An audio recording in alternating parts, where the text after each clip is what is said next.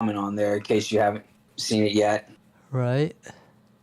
Where the gameplay mechanic-wise, the player would choose which of the dossiers, depending on how many options the player is given. And once the player chooses an alias, it would have a gameplay effect of when CJ approaches Macrohard or the start of his company investigation, which would pretty much like affect like the narrative of the game play and such. And what's a dossier?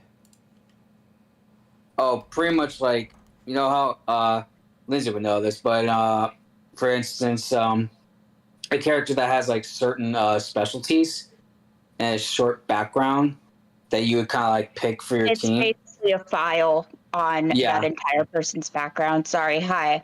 I was scooping kitty litter. Okay, welcome back. Yeah. It's like it's pretty much like high profiles really of like CEOs and higher ups of NeuroGum and so forth. And it's not like, and to clarify, he's just only picking like to use them as an alias, you know, for when he if he were to ever approach Macrohard. I see. Let's see. Yeah. That does sound like a good idea. Just like with Derek, for example, I guess. Well, that's where another thought came to my mind in regards to Derek. It was more what really came to my mind was if it was to hint the player to just picking Derek really and so forth, making it like seem like as though that's the correct choice in a way. Gameplay, and if you pick like the other, and if you were to pick like a different file of a certain CEO, then the Baron with rebuttal is like, are you sure you want to go with that type of deal? Yeah. I mean, it was just really a thought, really though. So yeah, I mean it's I can see it working with a few tweaks here and there anyway. Yeah, for sure. Let's see.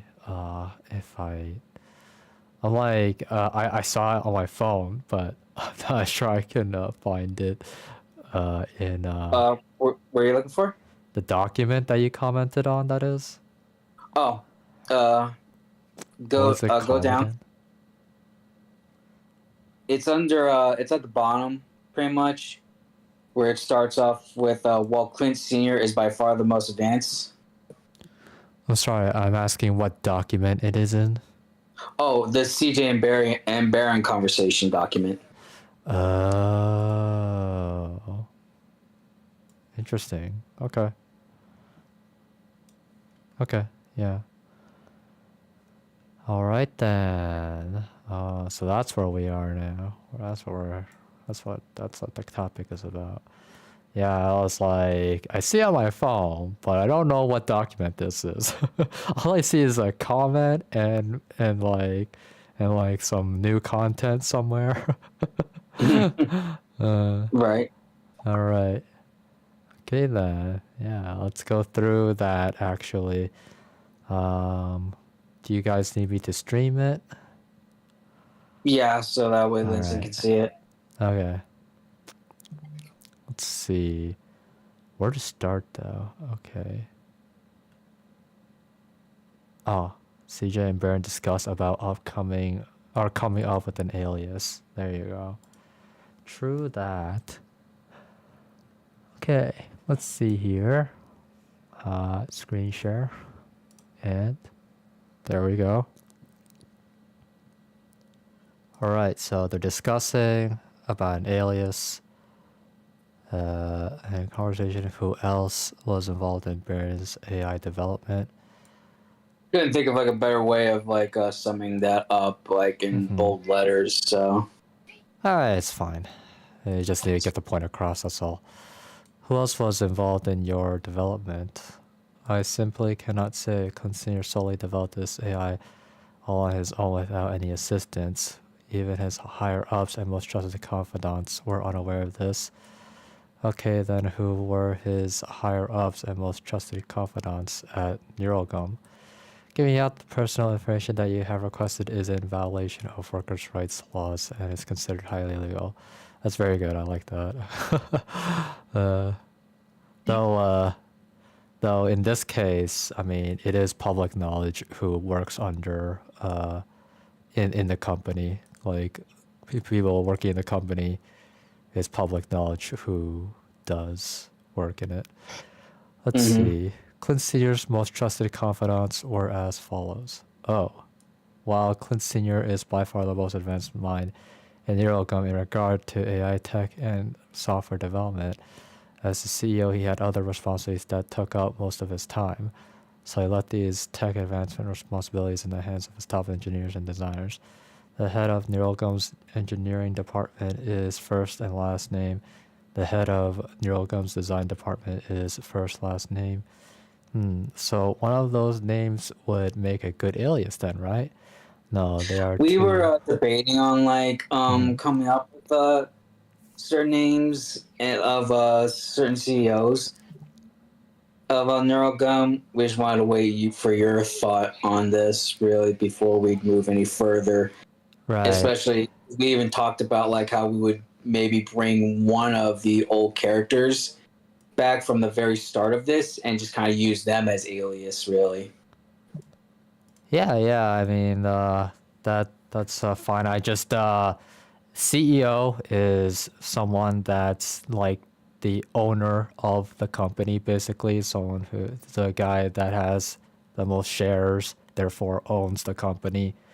So other than Clint Senior himself, the only other one would be the CEO before him, who I forgot if he had a name or not, but it'd be funny to use his alias because they'll be like, we were thinking about that actually. yeah, We it'd were be thinking funny. about doing something.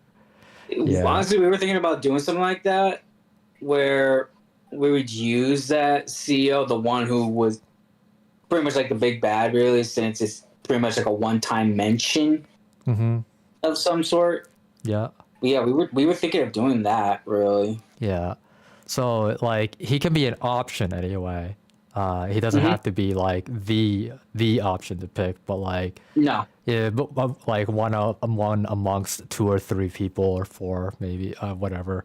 But in any case though, and then if the player chooses that alias, it would look funny to what is it called, macro hard. It's like, oh, you're that guy, huh? Oh, interesting. Yeah.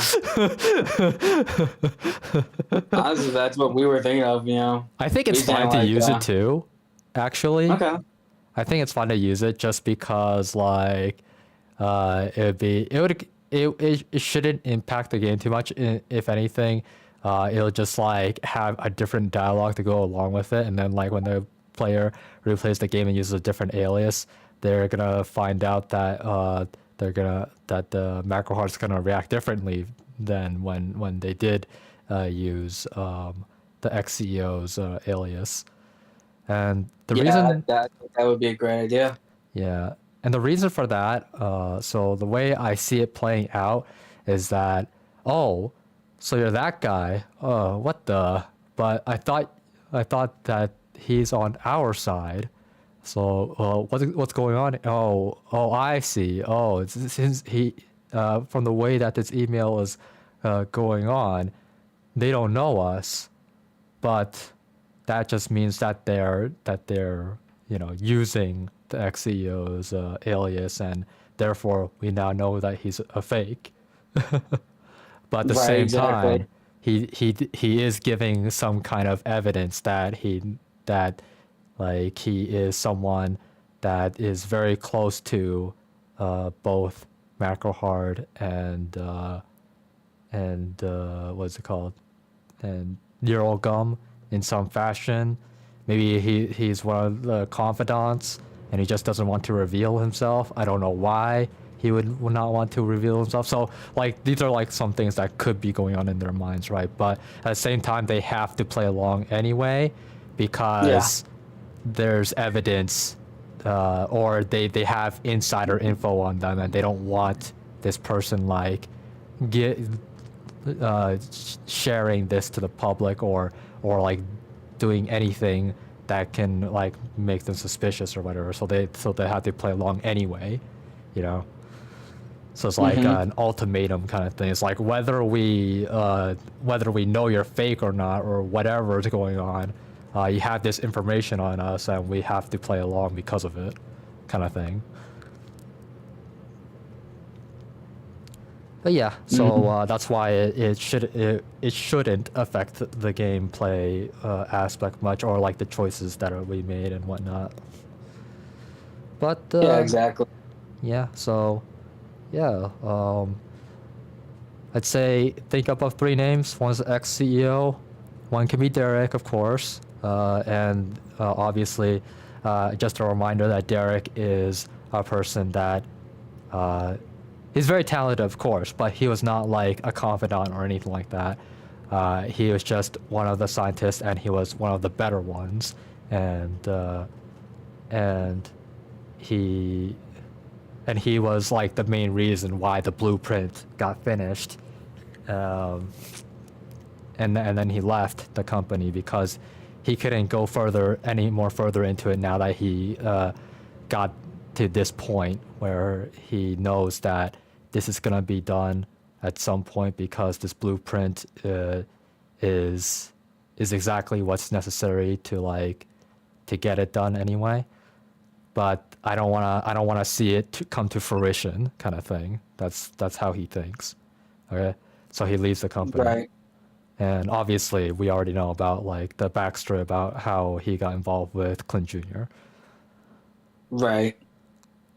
Also, another thing was that like you know how we had that talk about Clint Jr. using a fake name for the real world or whatever. Yeah, I was thinking that we should just not do that. Because it ended up overcomplicating some situations, and I'd rather it doesn't do that. I'd rather that we don't go through that. Because Yeah. I've already tried to think up of reasons, and it's just convoluted. So just use his base name, just use his Clint Jr. name, and just like nobody cares, I guess, or nobody knows or cares about his past, basically. And so therefore, they just see him as someone that's working for them, or someone that's just a regular person or whatever, and they're not going to ask about his past, or they're not going Right. to ask, oh yeah, are you Clint Senior's son? No, they're not going to ask that because he's too normal. He's doing normal things and whatnot. They don't believe that he's the son of of this giant trailblazer, god of a man or whatever, that advanced technology so far. Yeah, that's the way that we'll put it. I didn't really think of it like that until just now. That actually just came up along the way.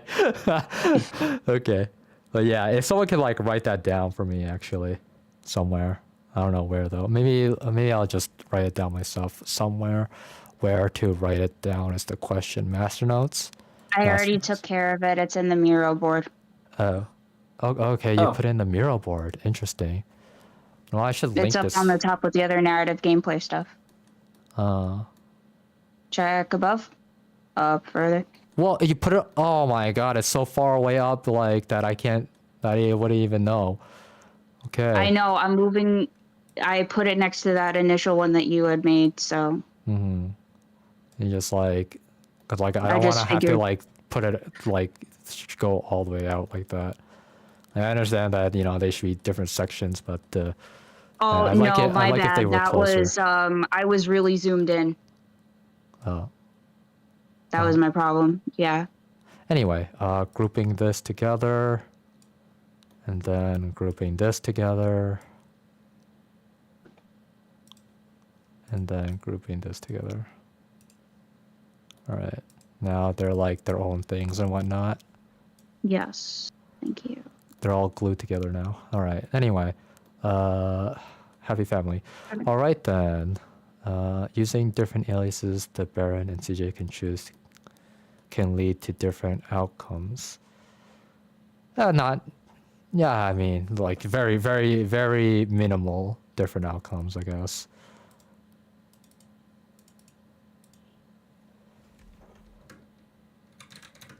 For now, anyway. I'd like to keep the game simple, just like for the very basic version of it.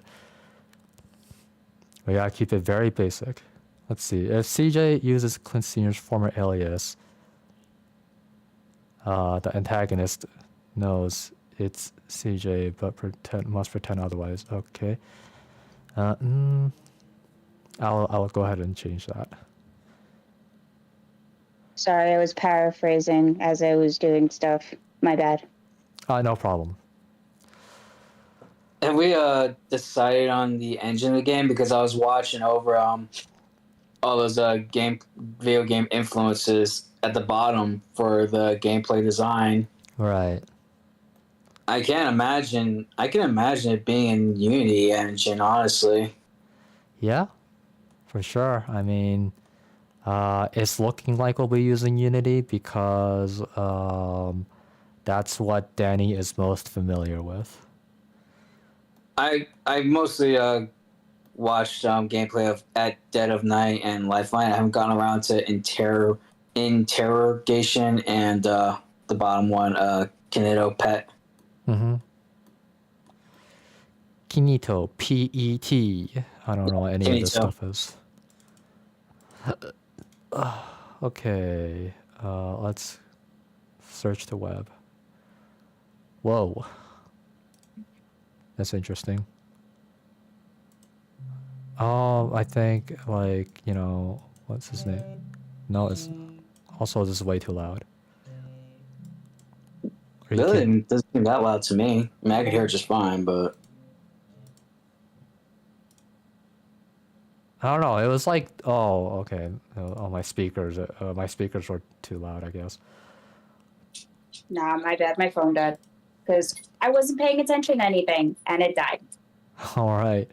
Yeah, I find it weird how people let their phones be at such a short percentage. Because, like, just earlier today, I was talking to a guy, and his phone was dying. And it's like, oh, I gotta put on my battery saving mode. I look at his battery, it's 4%. I was like, dude, what? Like, I mean, honestly, battery save does wonders. It saves that much of battery energy left. Yeah, it's fine. It's just that, like, 4% battery, like, I just find that weird. Like, I can understand 30%. I can't understand 4%. I honestly mistaken Lifeline for the PS2 Lifeline game. Didn't realize it was there was another mobile game called Lifeline. I was like, oh. 3-minute games. Text-based adventure game. Also, like, right, this, right, of course. Yeah. So, as I accidentally saw Lindsay and Danny working on the mural board, and I'm guessing that what happened was that Lindsay showed him all these games and to study or whatever. I don't know if you like looked at it together or if it was just... Actually, I didn't even see him on there until midway through, and then I thought you guys were working together, and I was just kind of doing my own thing. Oh, that's weird. Huh.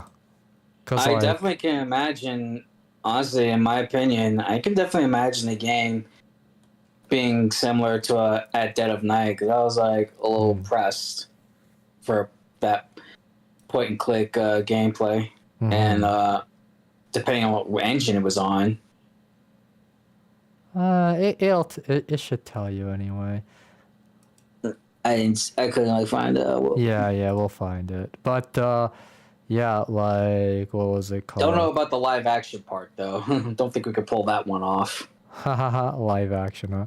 But yeah, what was it? God, like when I saw Lindsay go on Mural, I thought, cause like it looked like Lindsay and Danny went on at the same time, and they were just like working together for some reason.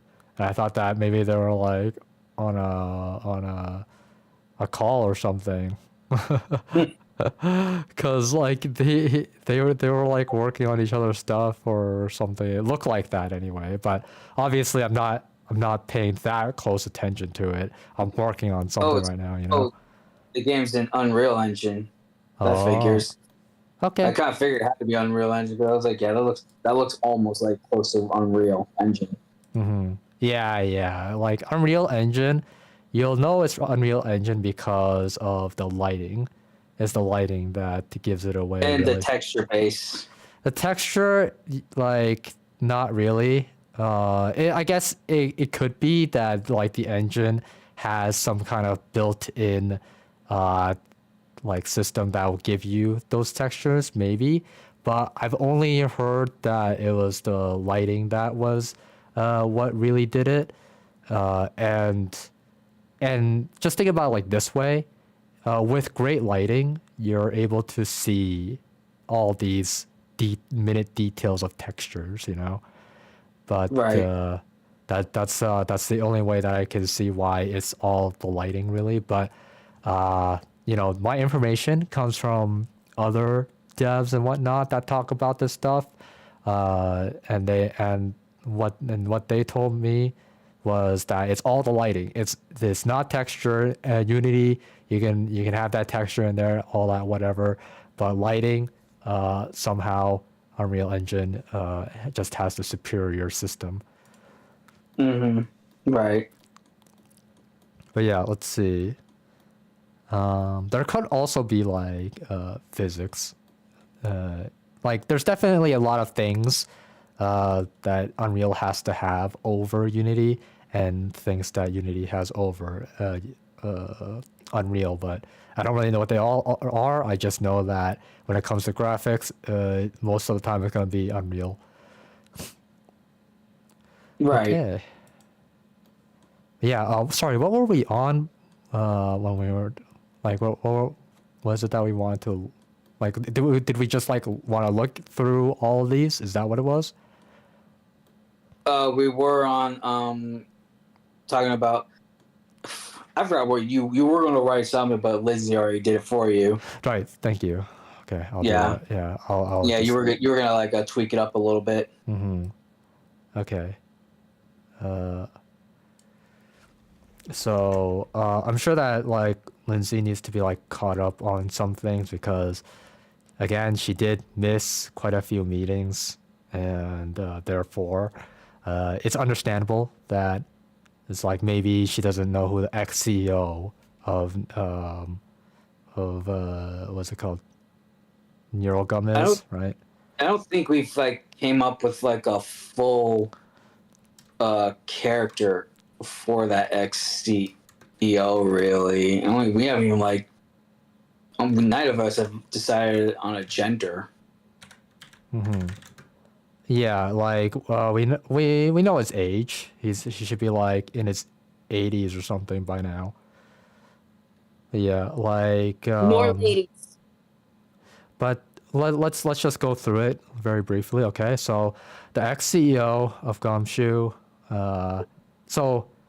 before the company's name was Gumshoe, still, we're keeping that. And the ex CEO was the CEO of the company, and then Clint Senior got him kicked out because his councilman or whatever noticed that he's driving the company to the ground with his dreams, his crazy dreams of wanting to be immortal and whatnot. He's like investing all that money into that, but with Clint Senior, this guy is a driving force. They could tell that he's gonna really make money for the company and like make them stand out. So they kicked him out. They kicked this guy out, right? And then what happens to him, right? It's like we never gave him anything after that. He just kicks the bucket apparently. And then we decided, okay, let's bring him back. Let's bring him back by having we all know that MacroHeart becomes the partner company to the now named NeuralGum, and that the ex-CEO contacts the CEO of MacroHeart, and he wants to let him in on a little secret and whatnot, because before the ex-CEO got kicked out, he had a cloning lab, and he had something of a supercomputer going, and then he doesn't believe that they gave up on this immortality project, because they did sink in a lot of money into it, especially with the cloning lab anyway. Yeah. But in any case, so he has no reason to believe that they gave up on it, and therefore he lets MacroHeart in on this secret, and in return, they'll be plotting together to get the super AI, take the super AI from Clint Senior, because like the thing is that the super AI that is in the project, but Clint Senior keeps that to himself. Like, they know about it, okay, like the confidants and whatnot, they know about it, but they don't ever get to be a part of the project, and Clint Senior chooses to be very secretive about it, and they respect his decision to do so because he is the boss, and he led the company up to this point, and nobody defies him, kind of thing. He just commands that much respect, He has that much riz. He's the Rizzler. Yeah, exactly. Anyway, point is though, so they do know about it. They just know nothing else about it besides knowing about it, right? And therefore that's why they had to chase him down, right? But in any case, so that's and then the ex-CEO is also going to be playing a part in the whole what is it called? The Solar Grove thing, the Solar Grove arc. Okay, so Solar Grove arc is going to be the last one.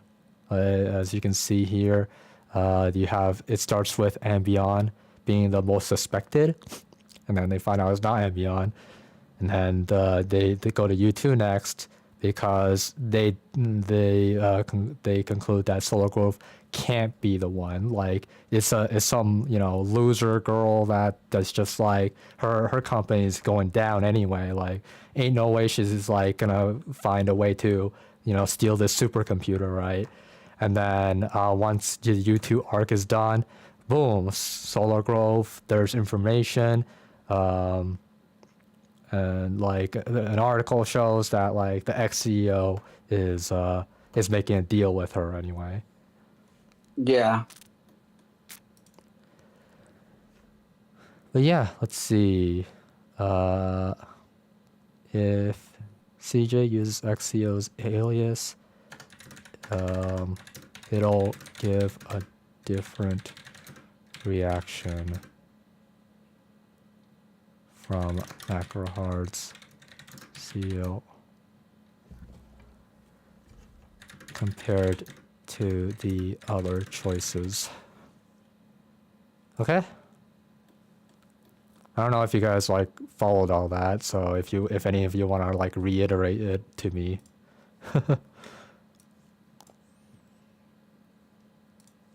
Are you just talking about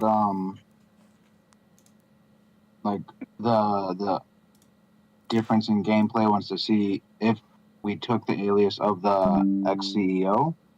Is that what you want reiterated? Or just everything? that you've talked about. Yeah. If you can like do your best to reiterate everything that was said, summarized way, kind of thing. That's a Mm-hmm. whole lot. Okay. Yeah, just tell me what you got, really. Well, going over the ex-CEO thing, I know I really took in that mostly. I would just say like just the difference in gameplay that would happen, or at least not gameplay, the narrative that would happen due to the alias options, and then if the ex-CEO is chosen, because we already have him worked into the narrative later, and so obviously that would have to kind of come up, be addressed in the narrative. We'd have to probably work in a different dialogue between Macro Hard and CJ. Yeah. So I just realized something now that you just said that. So now that you're talking about that, Sure. is that we actually can't use the XCEO now that I think about it. We can't use the XCEO as an alias because the thing is that the insider information has to be between Macro Hard and Neuralgom.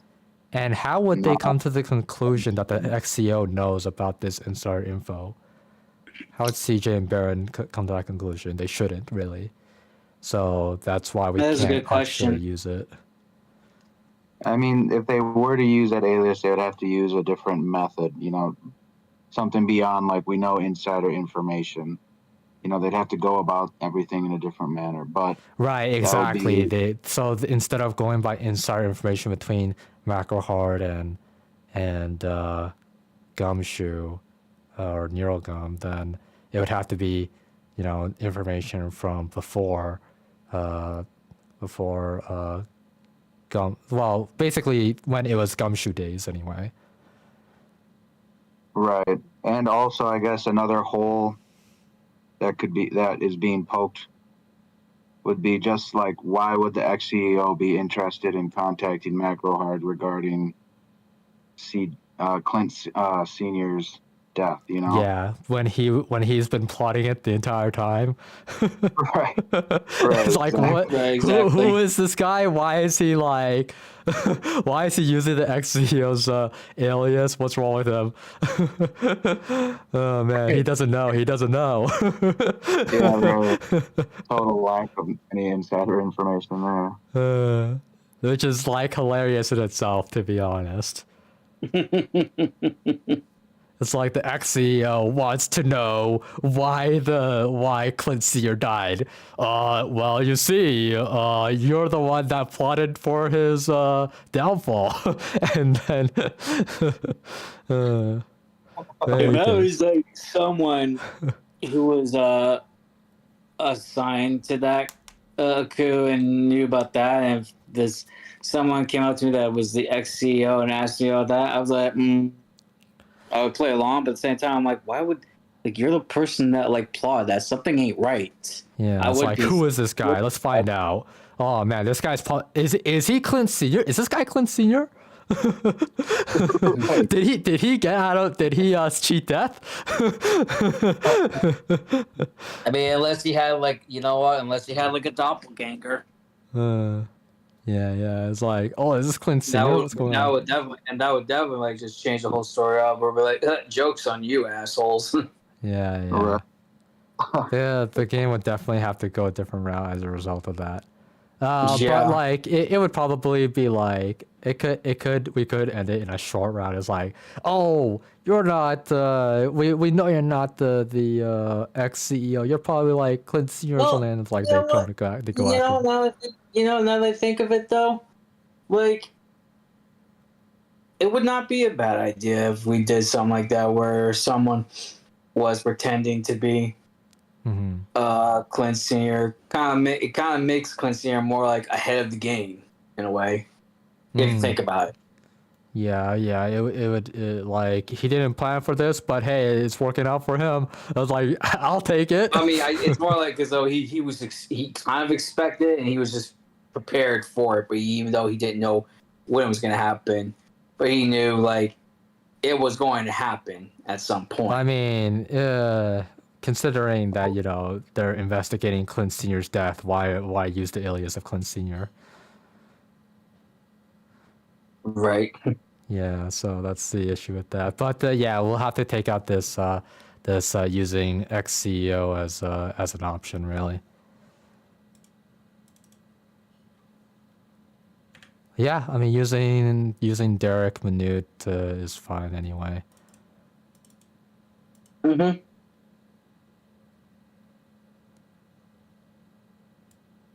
Okay, so I guess it'd be CJ and Baron come up with and choose alias to use with the insider information. Okay, and then we would have to make another note.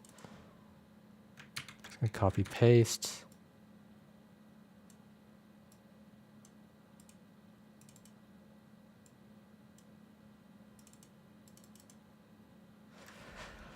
Okay, CJ and Baron. Okay, so Derek Minute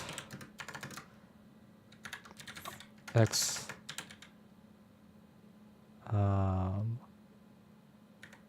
engineer who completed the blueprints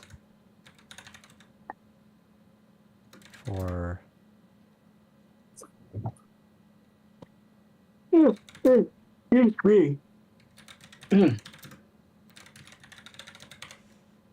and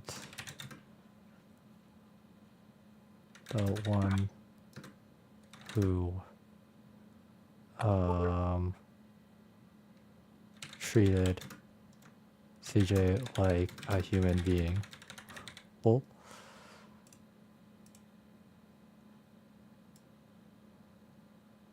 Okay then. And then I guess the homework is to make more choices. How many would you say? Like maybe At 3 least or 4? at least 2 more. Yeah. Okay then. So Total 2 of more 2. then. So come up with 2 more aliases. Could be using characters that were that didn't get the shine or whatever. Well, we can like just give them like specialties, like one that specializes in marketing for NeuroGum, you know, and one that specializes in what's called specializes in the finances of NeuroGum as well. We could do. It really No, so I guess it really depends on what the insider information is going to be. Right. And that insider information should have something to do with. So one insider information would have to something to do with the Android, all the way back when in the first collaboration between MacroHeart and what was it called, NeuroGum. It has to be something that's like, they can't look away from the sky. So maybe it could be something like,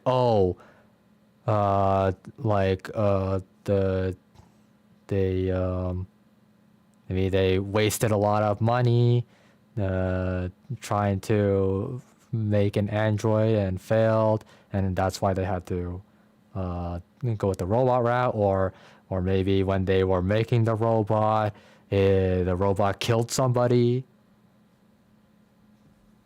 That's like that's something that they wouldn't want out to the public.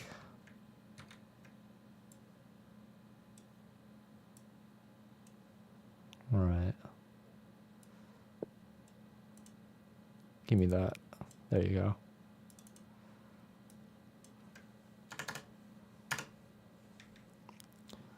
Then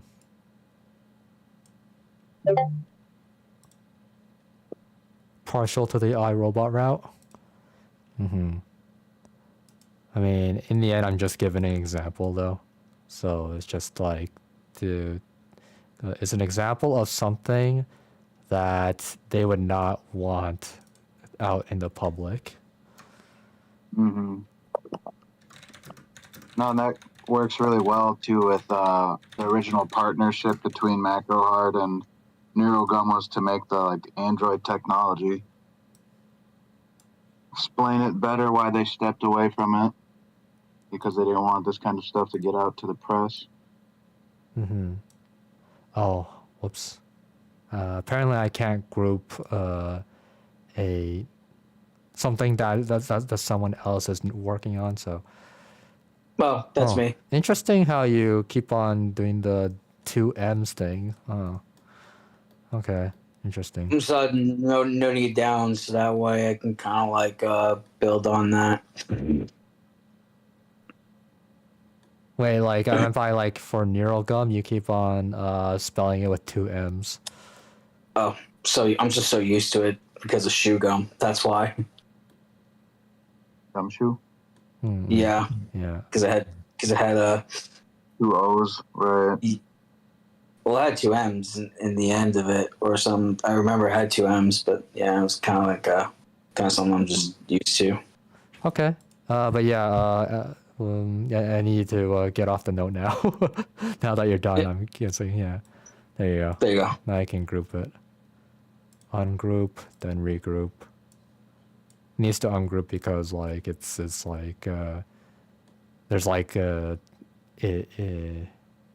what is it called? Just fuck economical. It's just economical to do it that way. Mm-hmm. It's like you don't want multiple groups, you just want one group for these guys. In any case, but yeah, what is the insider information? So that's another homework or whatever.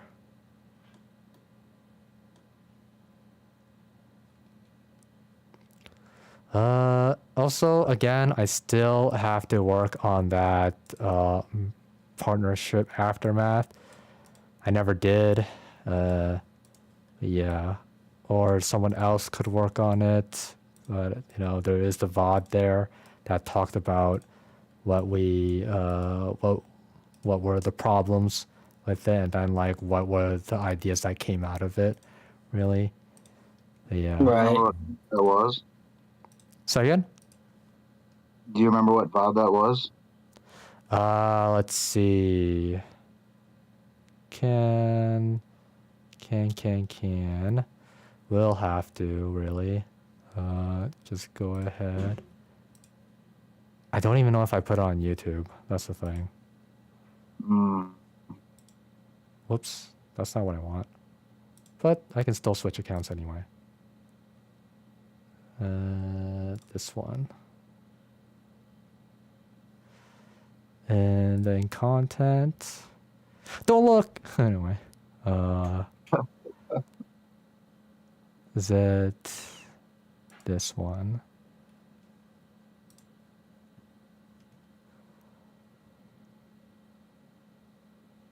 It'll be easy just because like, at some point we should be able to see the document itself. Okay, so this one is definitely not the one because I see that L-theanine thing, and that means that Alex was part of that. And when we talked about the article, it was just you and me, Ethan. So yeah. Now the question is, okay, so at the very least, there's this date thing. Okay, so categorized by date, March 4th. I'm guessing that's saying. Anyway, and then this one before it. You gotta make the decision, and overall, it's a good policy. Published, and the articles about water is Clint's Jr. CEO of Gumshoe, 7 Senior. I forget. Ah, wow. Apparently, Gabriel was a part of Alright, this. so I added. You should only focus on America. Alright, so Let me I see. added it to the chat for the work channel. Okay. Okay. Got it. I still have to Okay. look through it just a little bit The more. announcement of YouTube becoming a thing. Okay. For being the With the interesting. insurance, it'll come. Because like I see the again. macro Oh, sure. herd, or the more tickets you buy, the in here. That and I thought you should. The article. Which one? That you want to. Partnership bring up? aftermath. That one. Yeah, here. I started some articles for I you don't too. think I have that. I mean, that was your article though. Okay. Let me But yeah, see. they were to think, but Right. Esther. I mean, I can just link it again anyway. it's my tab's open, bro. Yeah, I bet. Oh, here we go. I found it. Okay, cool. It was lost in all my other documents. Quite interesting. I guess I'll have to look into that later. I was so sure that I recorded it, but maybe I didn't. I don't know. Oh, well. But in any case, though, let's see. Let's just get back into that. Okay, so let's go through like this gameplay aspect stuff now. Like, let's move on ahead. Yeah. Okay, so at dead of night, the player uses a spirit box to communicate with ghosts of Jimmy's, the main antagonist's victims. Investigating drawers, closets, etc. in the hotel rooms can uncover items. Ability to mix and match clues from both inventory and information revealed through conversation. I like this as a mechanic, as this can lend itself to solving puzzles in a way that makes it actionable for the player and the articles you're reading instead of passively absorbing information. Yeah, for sure. I agree with Danny on that. Yeah. All right then. But I mean, I already had an idea of how to go about it. It's just that I'd have to make it a presentable design or something like that. Or yeah. In any case, Lifeline. Hey guys. Oh, Gabriel. Hello, Gabriel. Welcome. Hey, guys. Welcome. Yep, I got out of work earlier, so I'm able to attend. So yay! Yay. Okay. Well, good job with work. Thank you. Thank you. And you saw my my DMs, Victor and Lindsay and stuff. Oh, I'm sorry. I didn't. What DM did you like? I sent you guys a DM about saying the reason why I'm going to be missing a few meetings is because of my extra hours because I filed my taxes. Oh, that's what you meant. Okay, yeah, no problem. Yeah. Yeah, I even showed you the dates where I was going to potentially miss. But anyway, I'm here now, so sorry to interrupt. But other than that, go on, Victor. Yeah, my attention. Yeah. So we just finished looking at Dead of Night. So these are gameplay aspect inspiration, and basically we're going through them for game design elements anyway. And for At Dead of Night, just think of it like Phoenix Wright, like Ace Attorney, where you have like you have to find these clues and items, and then you present them, and then they will respond to these clues and items, right? And then you're supposed to like figure stuff out from that. Okay. Yeah. All right then. Lifeline 3-minute games 2015. Taylor, like people do. Okay. Needs to eat and sleep. Lindsay's humor. Okay. Player character interactions occur through instant messaging. Okay. Tasks assigned to Taylor, the main character, take a specific amount of time to complete. This renders Taylor unavailable. Okay. This allows the player to develop an emotional relationship with Taylor. lends weight to the choices the player makes, the wrong one can kill Taylor. Thus, endings are dependent on player choice. Okay, I like this a lot. From a game design standpoint, we can motivate the player to develop an emotional relationship with Baron AI through player choices. This can add much more depth and meaning to the player experience and much more impact when you find out that CJ is a clone. Okay, I think we can use this example as a way to figure out what is the weight of CJ's choices. How high are the stakes for the player? The stakes in this game should be seen as life or death, since the player is trying to figure out the mystery behind Clint Senior's death, and it is assumed that he was indeed murdered by someone trying to get their hands on Baron AI. The player should be able to deduce CJ's, and in turn their life is in danger. Okay. That is true, actually. Yeah, like if CJ goes down, maybe the Baron will go down with him. It is a question. But I did amuse myself playing with the mind of what if it was just Baron by himself. And considering he's a supercomputer, I feel like he would not have a problem with Macroheart going after him. In that, like, he does have a whole company behind his back, really. Yeah. But yeah, and then, like, again, he is also the personality of Clint Senior himself, so he's going to make the same calculated choices, if not better choices, than Clint Senior, who was already the trailblazer of the company. Let's see, but yeah, so I'm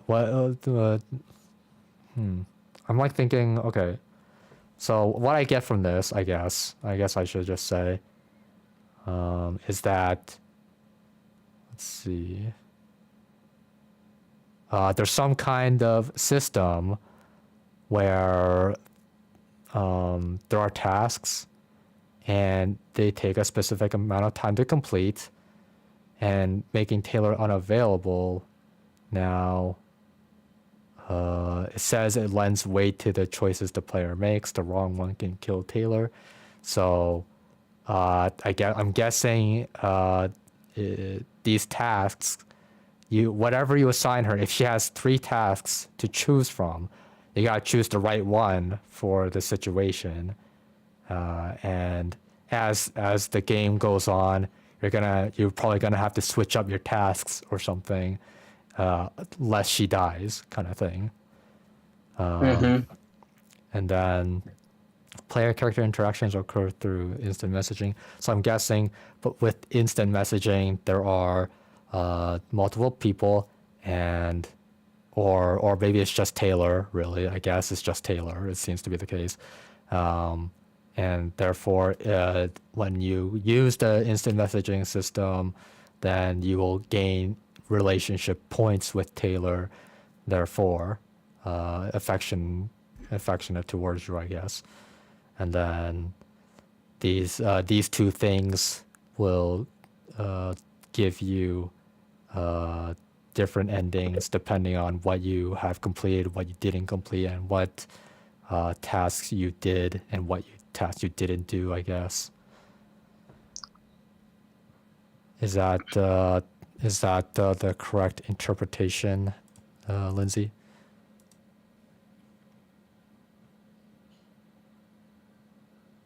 Okay, I'll just assume that she's not there. Anyway.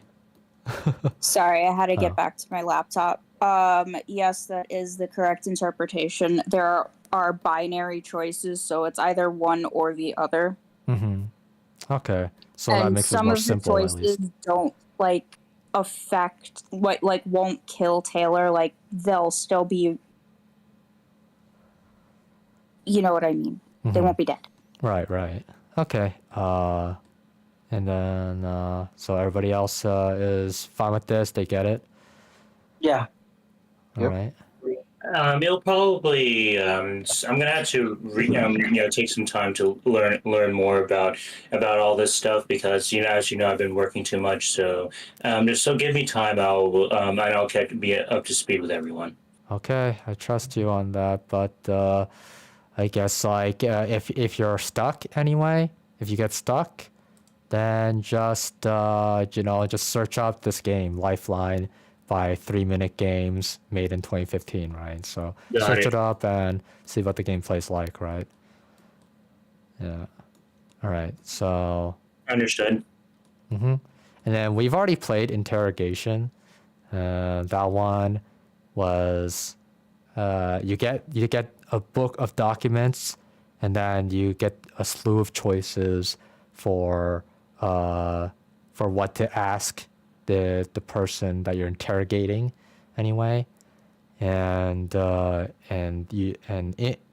these slew of choices, they're basically summarizing happenings and things that seem abnormal and whatnot. And then she's talking to you, and the document will tell you clues like, oh, she lies a lot, and blah blah blah, stuff like that. So you get clued in on that kind of stuff, and then like, oh, okay, so right now she's lying because of the way that she talks, or the way that she's like getting really nervous, and or she's not giving the same information that's like in the document about her school or her work life or whatever. Is like, well, what's up with this person? So you choose this option. It's like, oh, so you're saying that you're this, but actually what this document tells me is that this is what happened with you. So what's with the inconsistency? Why? And then she's like, and then you progress through the game that way anyway. Okay, are you able to envision that, Gabriel? Okay. I will just take that as a no. So let's see. Moving on then. Kinito Pet. Kinito is a desktop virtual assistant with limited influence over the player's computer and grows until the player gives it administrative permission. Ability to inflict damage on the computer, access to all of the player's personal information, possession of second screens connected to the desktop. Game mirrors the player's screen down to the background and desktop shortcuts.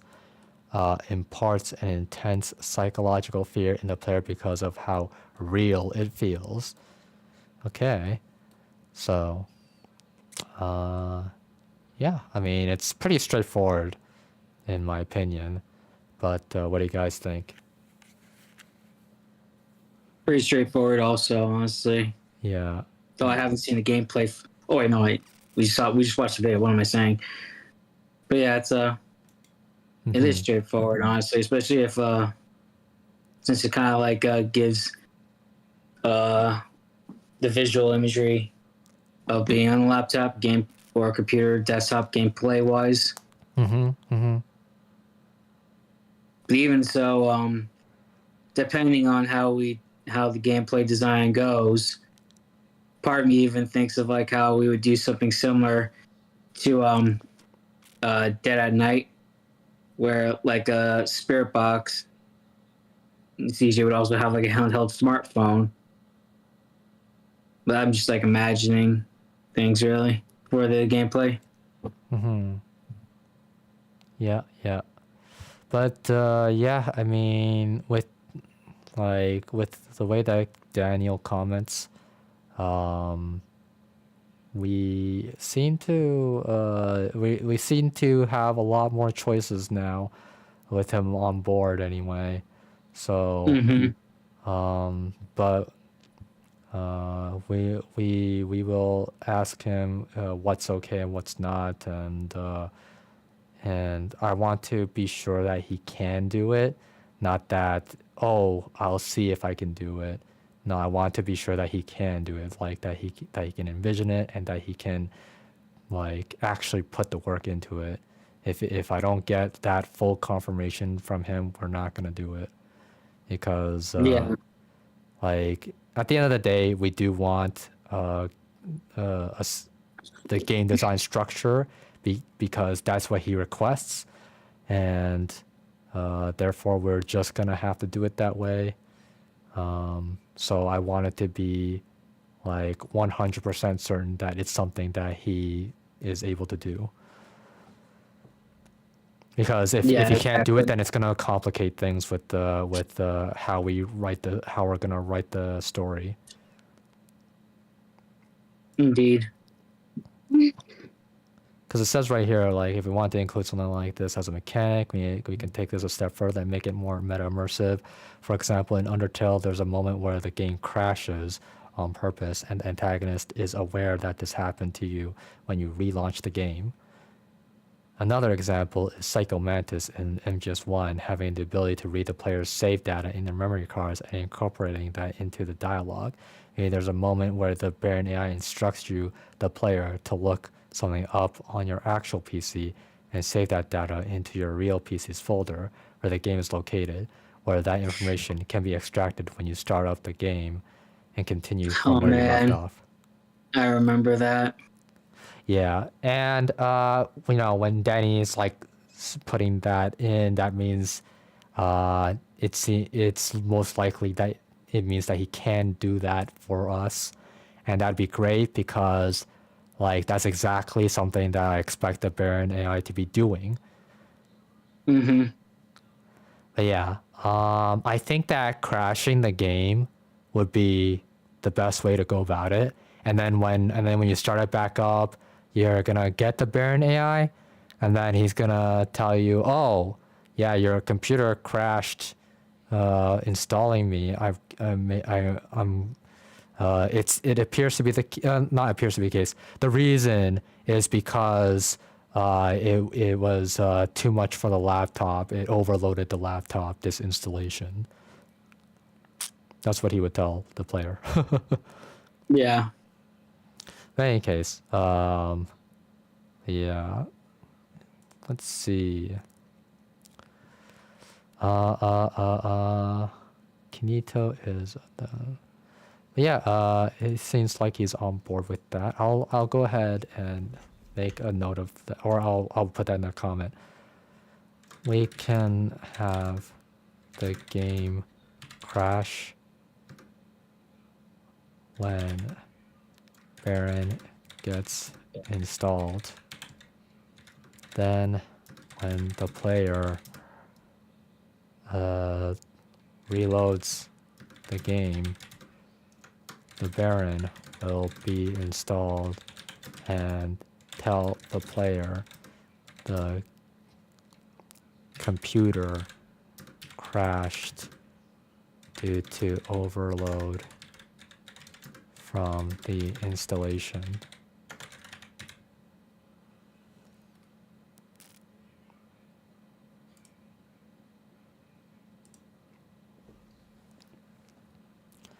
Okay, there we go. I like the idea of the player having the ability to affect the technology they're using. This could make the game a little more unique and immersive. Yes, indeed. If you can make it possible, we'd love that. Alright, now, any case. But yeah, that's what we got so far. So now that we've done that, where to next? What is it? Lindsay, are you there?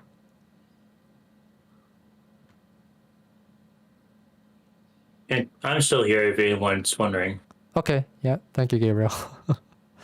But yeah, I was yeah, it seems that Lindsay is not there.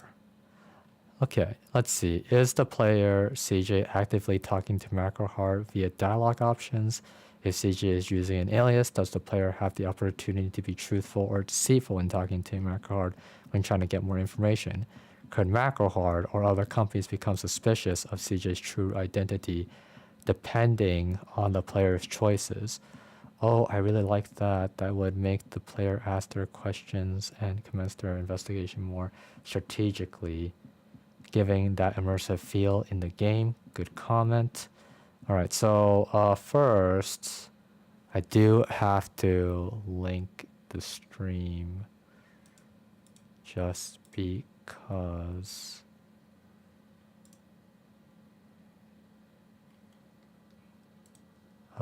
Not that. Live. This one. I was not gonna delete that other one. Anyway. And then.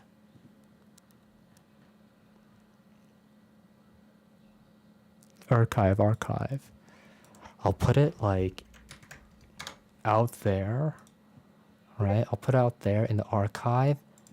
And I'll put it in the meetings, and then I'll delete it out of the I'll delete it like from the outside of the archive after a little bit, maybe after a week or something.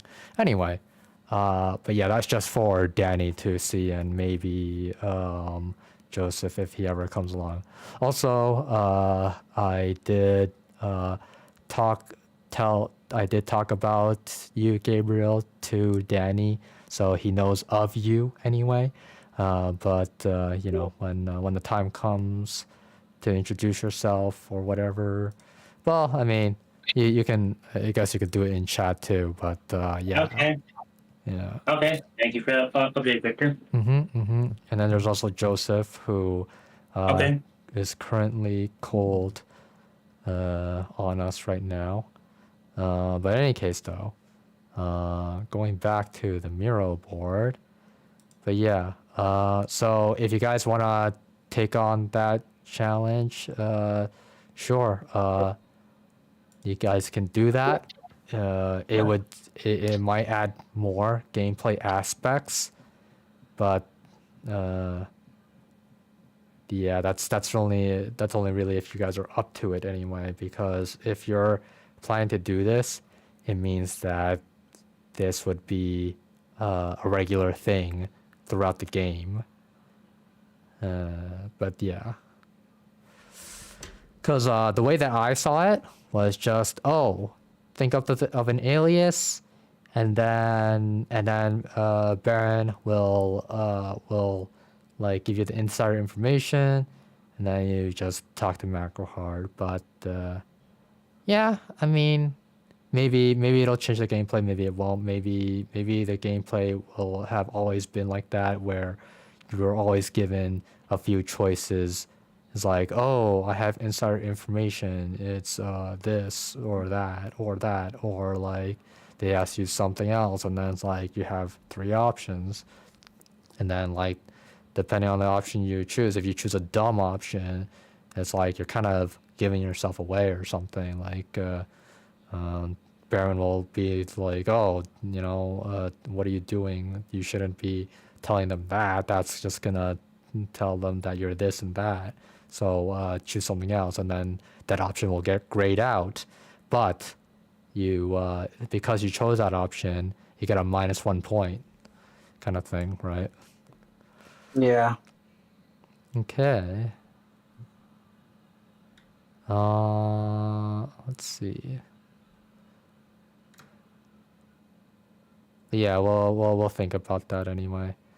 Either way, it is definitely gameplay to consider as we are going to go through with the gameplay aspects or whatever. In any case, though, was there anything else here? No. Okay.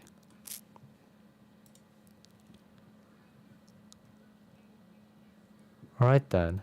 So anything else you guys want to have worked on that you want to talk about? Nothing I can think of at the moment. Well, when you go to the document with the conversations, there was a conversation that I worked on before Right. teaming up. Let's do that then. Yeah, if you just want to look Okay. through that quick to make sure it aligns. Okay, so is it the first interaction, or is it before this? No, that's the one I worked on. All right, let's go. See, no start button or anything. Okay, let's try something like Baron activate. Nothing. Okay. Go Baron. Oh, okay. You're doing the Spider-Man thing. Oh my god.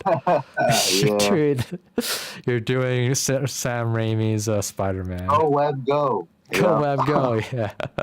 Of course, of course. A simple And you got- hello will do just fine. Okay. Oh, well, hello there, Mr. Baron. No need for formal titles. Baron is fine. Oh, right. Hello, Baron. Hello, new user. Please introduce yourself. Oh, right. Sorry. Hello, Baron. Okay. It's pretty good. I like how he just keeps on repeating himself like a robot. Okay, I'm liking that. My name is Clint, surname, but my friends call me CJ. Right. Clint Senior does have a It's canon. It's canon. yeah, Clint that's right. Cannon? It was canon. That's right. I Clint just, Cannon. I just don't know if you wanted to still go along with that. It's CJ only if using that like you guys think of a but- better one, but like so far, Clint Cannon is the only thing, and nobody has tried to come up with another one. You know. So I just didn't know if you wanted to have CJ's last name be the same still. oh I remember at first you were talking about changing it to like Clint Minute or whatever after Mhm. Derek. right. So I just put in Clint's surname for now. Yeah. I think that yeah, so that does really And Clint Cannon, that would just register to the Baron as Clint Senior, basically. So I don't know if we wanted to switch that up. Interesting. But yeah, yeah, also the CJ thing. Yeah, my friends call me CJ. My friends call me CJ indeed. Clint Jr. Anyway, I think that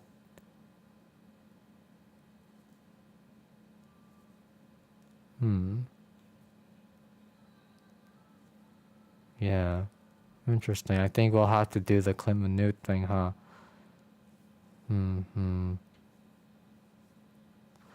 Yeah. So for now, we'll do that anyway. What conflicts in my mind is like, yes, I did want to like not do the whole fake name thing, but at the same time, it's like Clint Jr. It's like, so your father is Clint Minute then?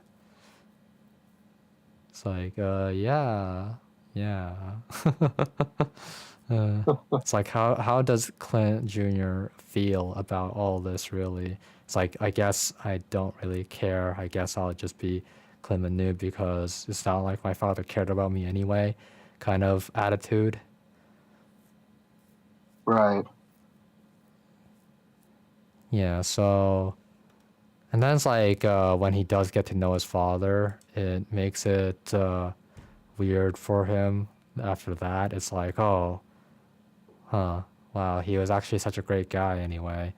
I mean, I can see why he neglected me, because he's just that busy. He just can't afford to meet me, I guess.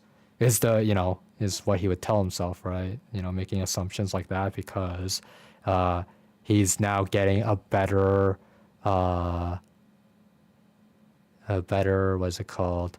Like he looks at Clint Sr. in a better light now, and he wants to believe that he's actually a pretty good person, right? Therefore, he's gonna make this assumption that Clint Sr. chose not to. It's not that he chose to not to see him. It's that he just couldn't see him. Right.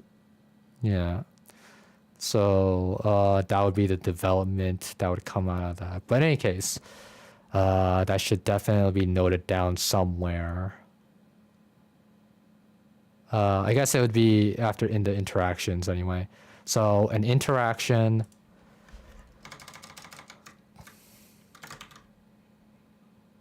Okay, number, and what the? I did not know that this is a formatting. My God. Could I not? Could I not do that? Is there a way I can like disable that? Anyway, whatever. I'll just work with this anyway. So Clint Jr. learns more about Clint Sr. and he starts seeing Clint Sr. in a better light because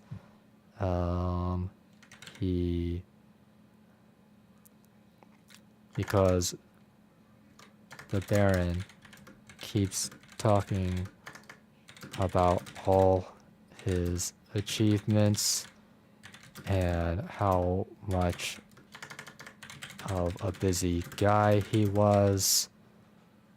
And there's also that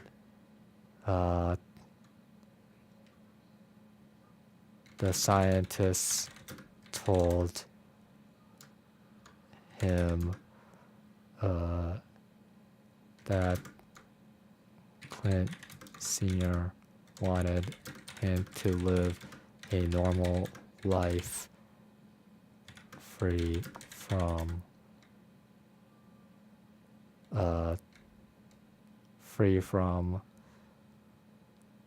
the work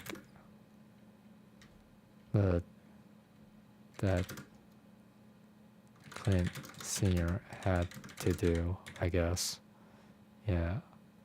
Something like that. Or is that good? Yeah. Okay. Yeah, so like think up of more things that Clint Sr. would do is I guess and then have that in a conversation. We can have them talking about that article.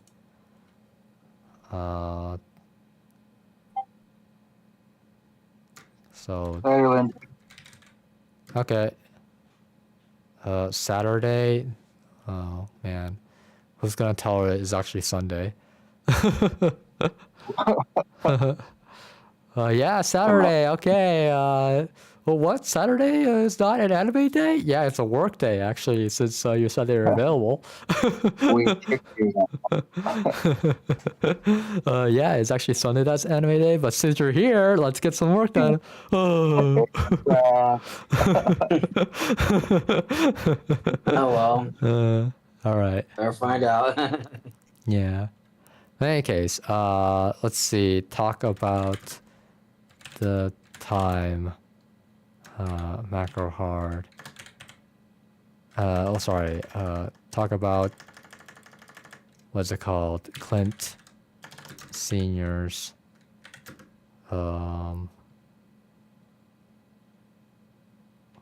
collaboration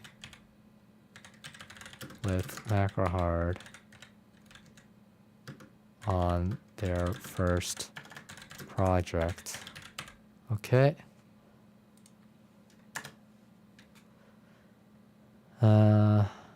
And then we'll just like quickly go through the thing again. The partnership aftermath, okay? So a few months ago, it was announced in the industry of technological advances that MacroHeart and Gumshoe established their partnership together in pursuit of their technological endeavors. Okay, so like, let's see. So this article would mean that it would have to take place a few months after. So have a date for the article. Okay. Recently, they were in the early developmental phase for creating wheeled androids that provide services such as cooking. Okay.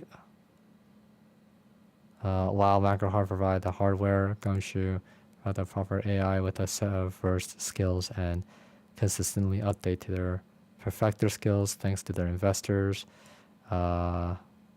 Android can make a list of foods that have been programmed into their software, given they are provided the ingredients and tools necessary for them to work with. After certain updates, they can learn other types of specific meals via a specialized app designed for them by Gumshoe, where you can either download the recipes or manually write them in. After confirming, the Android will then make food according to the best method it has learned. Let's see. The idea of this for customary services sound like a fantastic idea for anyone that would like to have their lives at ease with daily tasks. However, the concept appeared to be far-fetched. Okay, so that's where the complaint came in. Okay, so right before this, it seemed like something was already done. It seemed like they already had a product going, and then at the end, it's just like, oh, no, it all failed. Mm. So that was so it's just like it doesn't make sense for an article to go one way and then just like go hard left at the very end. Like it needs to stay consistent to its topic, and then that hard left should be a new article, really. So it should be its own article. Concept appeared to be far-fetched as it led to the unfortunate realization that MacroHeart and Gumshoe lacked the necessary resources to accomplish this without having extremely high costs. Both companies made the decision to instead be practical and focus on the development with AI robotics. And then another thing was that Ethan pointed out that like when it comes to costs, he doesn't believe that it should matter with MacroHeart and NeuralGum because they are very successful companies, and that's a very good argument. So therefore, there needs to be meat added. So it's like, why are these, like, what's up with these extremely high costs? What is that supposed to mean? Like, why can't they afford it? It's like, okay, well, we can go into detail about that. Well, you see, they have a budget and a set date, and they weren't able to make it with the budget and the set date. Therefore, they had to tone it down and use whatever it is that they got out of it, and just make the product from there, because it is the finance department will not allow the budget to go further than that, right? They can be spending $500 million on a failed plane, like the military, right? It's like that. It's like, oh, all that work for what? This plane that doesn't even work. $500 million. This is where all the taxpayers' money is going. In any case, but point is though, right? It's like there is a budget, and they can't go over it, and the finance department hates when things goes over budgets. So after that, it's like they have to make do with what they got from there and recuperate the costs with profits, right? Or at least, I guess at least make back whatever they can of what they lost, basically, is what would be the actual case, because there are plenty of companies where they invested a lot of money into something, and then they have to recuperate the cost, but it's like they're not making enough money. They didn't make it into even covering the costs, and so it's like it's kind of a failed project from there. You see a lot of failed products, right, over the years with toys, for example. It's like this toy failed, that toy failed, and they costed quite a bit of money investment for the research and development, and then that's why toys were so bland back then because they needed to cut the cost and they didn't want to put more work into research and development. And so it took some individual to put his own money in and just like make the product that he wanted. By the way, I'm referring to, is it Todd McFarlane? Okay, yeah, I'm referring to Todd McFarlane. Yeah, so the story behind that one is that like he wanted toys made of superheroes, and the companies that gave him their test product, he didn't like them because they were cutting costs and they were too cheap and they were basically lame. Okay, they were really lame, and he didn't want to deal with that. He wanted cool toys. He wanted customization. He wanted the works. He wanted the best that toy making can give. And so he invested the money himself, and it went really well. And he evolutionized the toy market for superheroes, and therefore other toy companies had to follow the trend. You know, that's how successful he was. He was so successful that they had to follow his trend. All right, but with that said, though, okay. With that said, point is though, like that's how companies work, and it's not going to be different with MacroHard and Gumshoe, or Neural Gum now.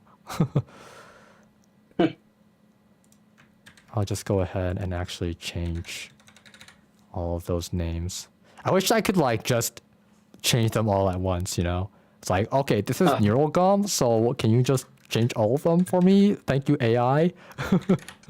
That'd be great. But yeah, please go into detail with that as best as you can, and then I will fix it up. Okay, so this needs to be an article of its own talking about the costs, how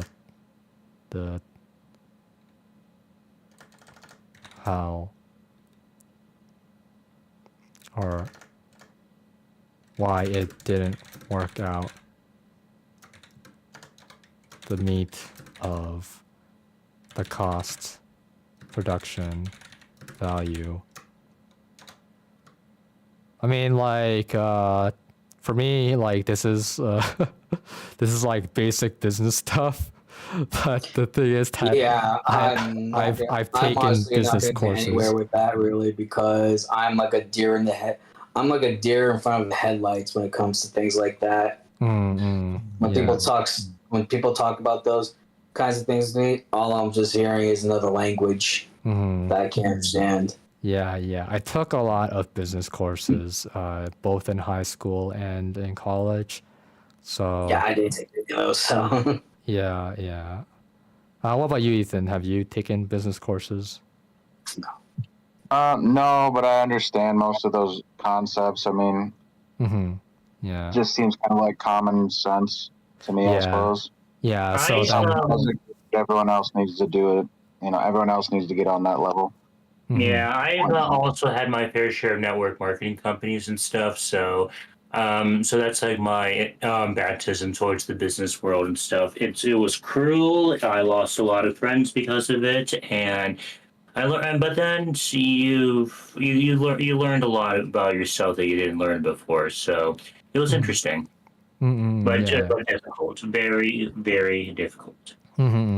But like you put it in the perfect perspective, really, Gabriel, in that like you lose a lot of things, but you also learn a lot of things about yourself and about how the world works, and you adjust yourself accordingly.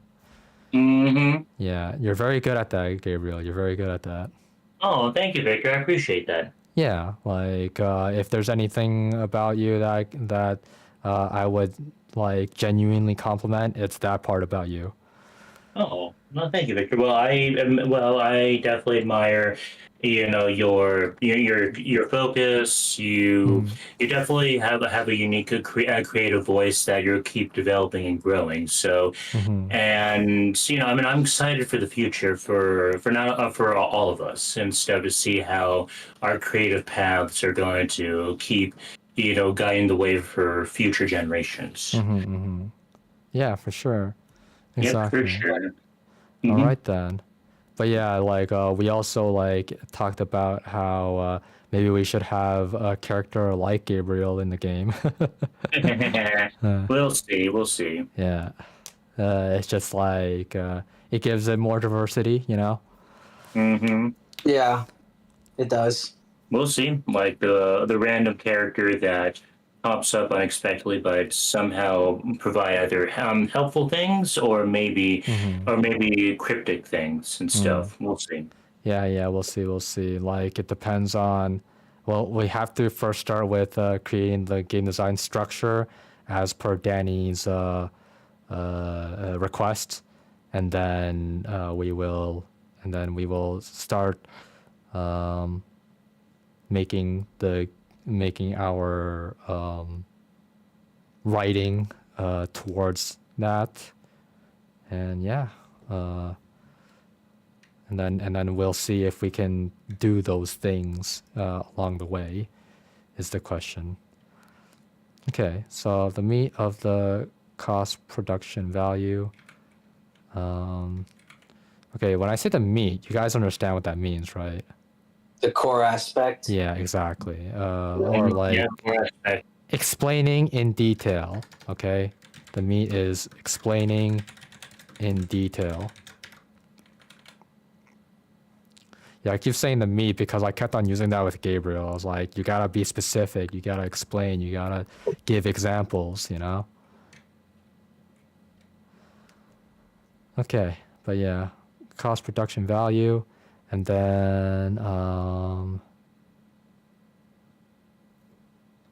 and with resources, so resources I don't know about. I don't really know, to be honest.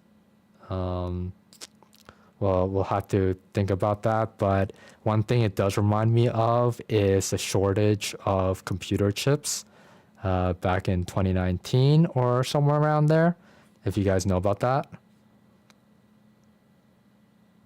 Okay, so what that is that so there's a Taiwan maker. So this Taiwan company is the only source of computer chips in the entire world, and because of that, there was a shortage of GPUs. So let's see, computer chip shortage. Was it 2020? The global chip crisis was due to a combination of different events described as a perfect storm, with the snowball effect of COVID-19 pandemic being the primary reason for accelerating shortages.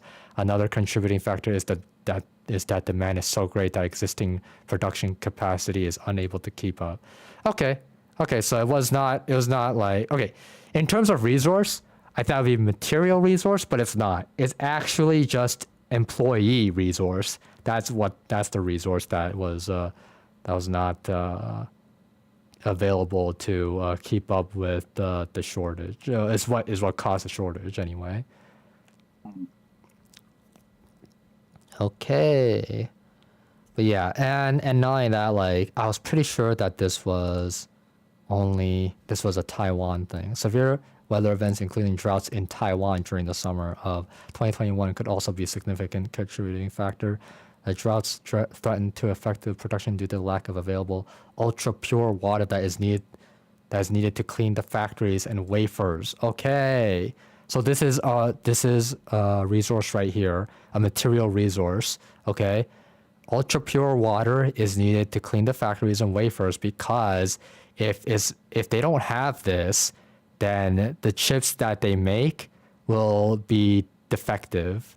That's how clean the factory and wafers need to be to make these chips. Okay, so This isn't like some kind of metal resource or plastic resource or silicone resource. This is a resource for cleaning that is necessary in the production of computer chips. And that's not something that we would think of, but here we are on this Wikipedia article, right, telling us that, hey, it's not all about those materials. It's also about this kind of material, because computer chips are just that sophisticated that they need the factories and wafers to be super clean to make right. That is. Let's see. Interesting. But yeah, see, affecting more than 169 industries. So yeah, it's also affected cars, automobiles, graphics cards, video game consoles, computers, household appliances. Look at that. Household appliances count too. And other consumer electronics that require integrated circuits, commonly called chips. Yeah, exactly. Yeah. Consumer electronics. So like TVs and whatever have you, really. Led to a major price increase, long queues, and reselling among consumers and manufacturers from automobiles. Yeah. So like, for example, graphics cards went from like $1,000 to $2,300. Automobiles, well, getting a brand new automobile was just way too costly, and you'd rather get a used one because that would be like $5,000, while a brand new automobile is like $30,000 or some shit like that. I don't know. I don't even know what that one was about, really. All I know is that people had to buy used cars anyway, or whatever. Yeah. Like they just did not see the value in a new car. Oh, right. And the used car is like only a year old or 6 months old, But anyway, from early 2020, the effects of the mitigation. Okay. Yeah, of course. 13% increase in global. Right. So the pandemic causes disruption in supply chains in that, like, okay, yeah, people can't go to work, but also now that people can't go to work, everybody has to stay home. So now there's more of a demand for computers and parts and all that stuff anyway. And it's just like, that's just like a double whammy, basically. It's a double whammy. Pretty much, yeah. Hey, stay-at-home economy. Oh yeah, so like, did you guys know about this though? Like, did you guys know about any of this stuff? Like, what did you guys know? Oh. No, yeah, I had no clue. Oh, interesting. Yeah. I don't know. I hardly pay attention to things like that. Right. Northern news in general.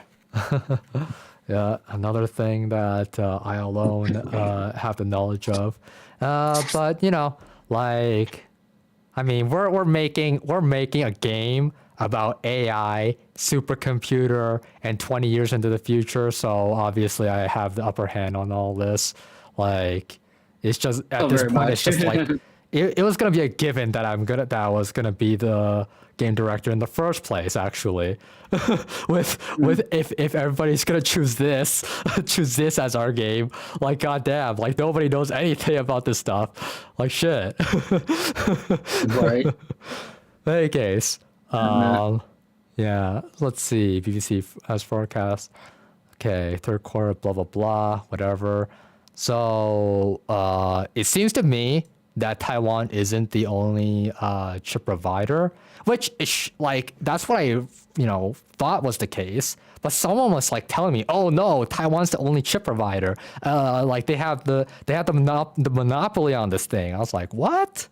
Like, do you know, look at all these things that need chips. Like, are you serious that Taiwan is the only one that has this? That can't be. That's just not possible. In any case. Yeah, no, I have a buddy, actually. I have a buddy that he goes to work to make, like, chips and everything. And he just lives in Mankato, Minnesota. So I was kind of confused when you were saying that. Yeah. That's what someone else told me anyway. Right. But obviously, that's a hearsay kind of thing, and but yeah, that's and you see how I still doubt it anyway. Like even though someone tells me and I tell you guys almost like it's fact or something, I still doubt it. Well, right, until you get all the facts. Yeah, Chances are Taiwan has like one of the biggest. That might be one of their biggest exports or something. You yeah, know? exactly. Like they have to at least, like for sure they are probably like the majority of the chip making business anyway. Yeah. Or maybe it's just GPUs. Maybe that's what's happening. Maybe it's just computer chips because they don't have to do automobiles. They don't have to do game consoles. They don't have to do household appliances or whatever, right? Like those. Yeah, that makes sense. Yeah, because automobiles and household appliances don't require as sophisticated a chip, but Right. graphics cards, video games, computers, those require sophisticated chips, and it could be that Taiwan is the one to go for sophisticated chips. But we'll have to just do more research on that. Really, I'm just making. I'm just trying to make sense of why someone said that in the first place. It's like, why did they say that? They have to have like a good reason for this. So it's like me putting more belief in them, I guess. Like, what was it called? When it's like something about just trusting them anyway, or some shit like that. I mean, just like blindly Something about the following doubt. So, Give them something of a doubt. benefit of the doubt. Benefit of the doubt, exactly. That's the phrase I was looking for. Thank you. Okay, yeah, give them benefit of the doubt. Anyway, increase as much as 10% in core. Okay, yeah, that makes sense. By 2023, the global chip shortage has mostly subsided. In the same year, the automotive industry largely recovered, with global car production up 3%. But yeah, before I tried to get you guys to like do the research by yourselves with some of these things that I told you about, but you guys could never get to them, so we just get to them now. And it's best that we do so, just because like I understand this stuff the best, and I can like summarize the details for you or like explain them in a way that's easier to understand, right? At least I believe so, but you guys give me that confirmation. You have that skill, Victor. So I believe in you. Yeah. Okay, that's good. That's good. And like, if you guys really need to like review, you guys have the VOD. In any case, I don't know. Do I talk too fast though? Like, tell me about that. Sometimes, yeah, sometimes it can feel that way. Yeah, when you become very passionate and stuff, yeah, we've noticed, but we can't interrupt your flow, man, because we just feel your passion, man. Okay, yeah. As much as I enjoy the passion, however, the more you go on, that's midway I start to lose track, and I'm like, wait, what? Yeah. I'm like over processing too much. Yeah. It's good that you tell me this. However, the fact that you are more specialized in this, because like I said, I'm like when it comes to things like this and business and stuff, I'm a deer in the headlights. Right. Yeah. That like anytime somebody talks to me about this, Right. it's like I'm just hearing another foreign language. Right. Exactly. Yeah. And that's why I ask questions, right? I'm like asking you, hey, can you reiterate this? Or what can you recall from this? Stuff like that, right? The moment you ask that, I'm just like, I'm sorry, man. I'm just too busy trying to process this at the moment, because I'm like, what? Yeah. Interesting. That's why I have a hard time like reiterating what you said. Yeah. You don't have to reiterate. You just like you do your best to just tell me what you got from it, right? Basically is what I want from you. Right. Yeah, so yeah, just let's do that then. Like, yeah, what did you get from this anyway? It's a lot more complicated than I imagined. Okay. Okay, let's ask some specific questions then. What was the cause of computer chip shortages? I do recall the fact that there was something to do with the water, a specific kind of water Okay, for those yeah. chips that were needed. Right. Ultra pure water is needed There you go.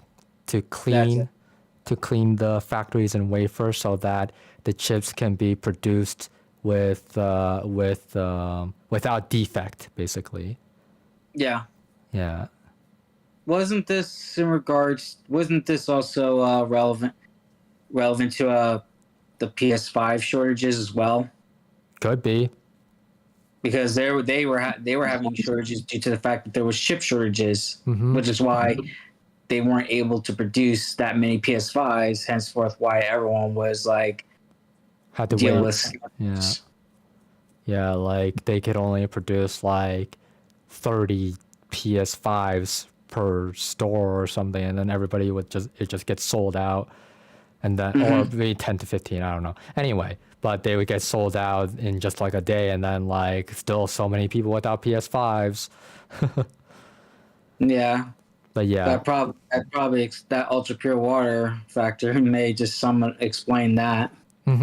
I think it should anyway, because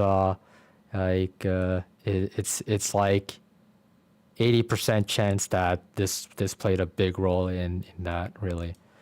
Right. Can you recall anything else? Just mostly the ultra pure water, really. Okay. So Ethan, what else can you recall? Well, aside from the ultra pure water, there were plenty of other benefiting factors towards the chip shortage, it seems.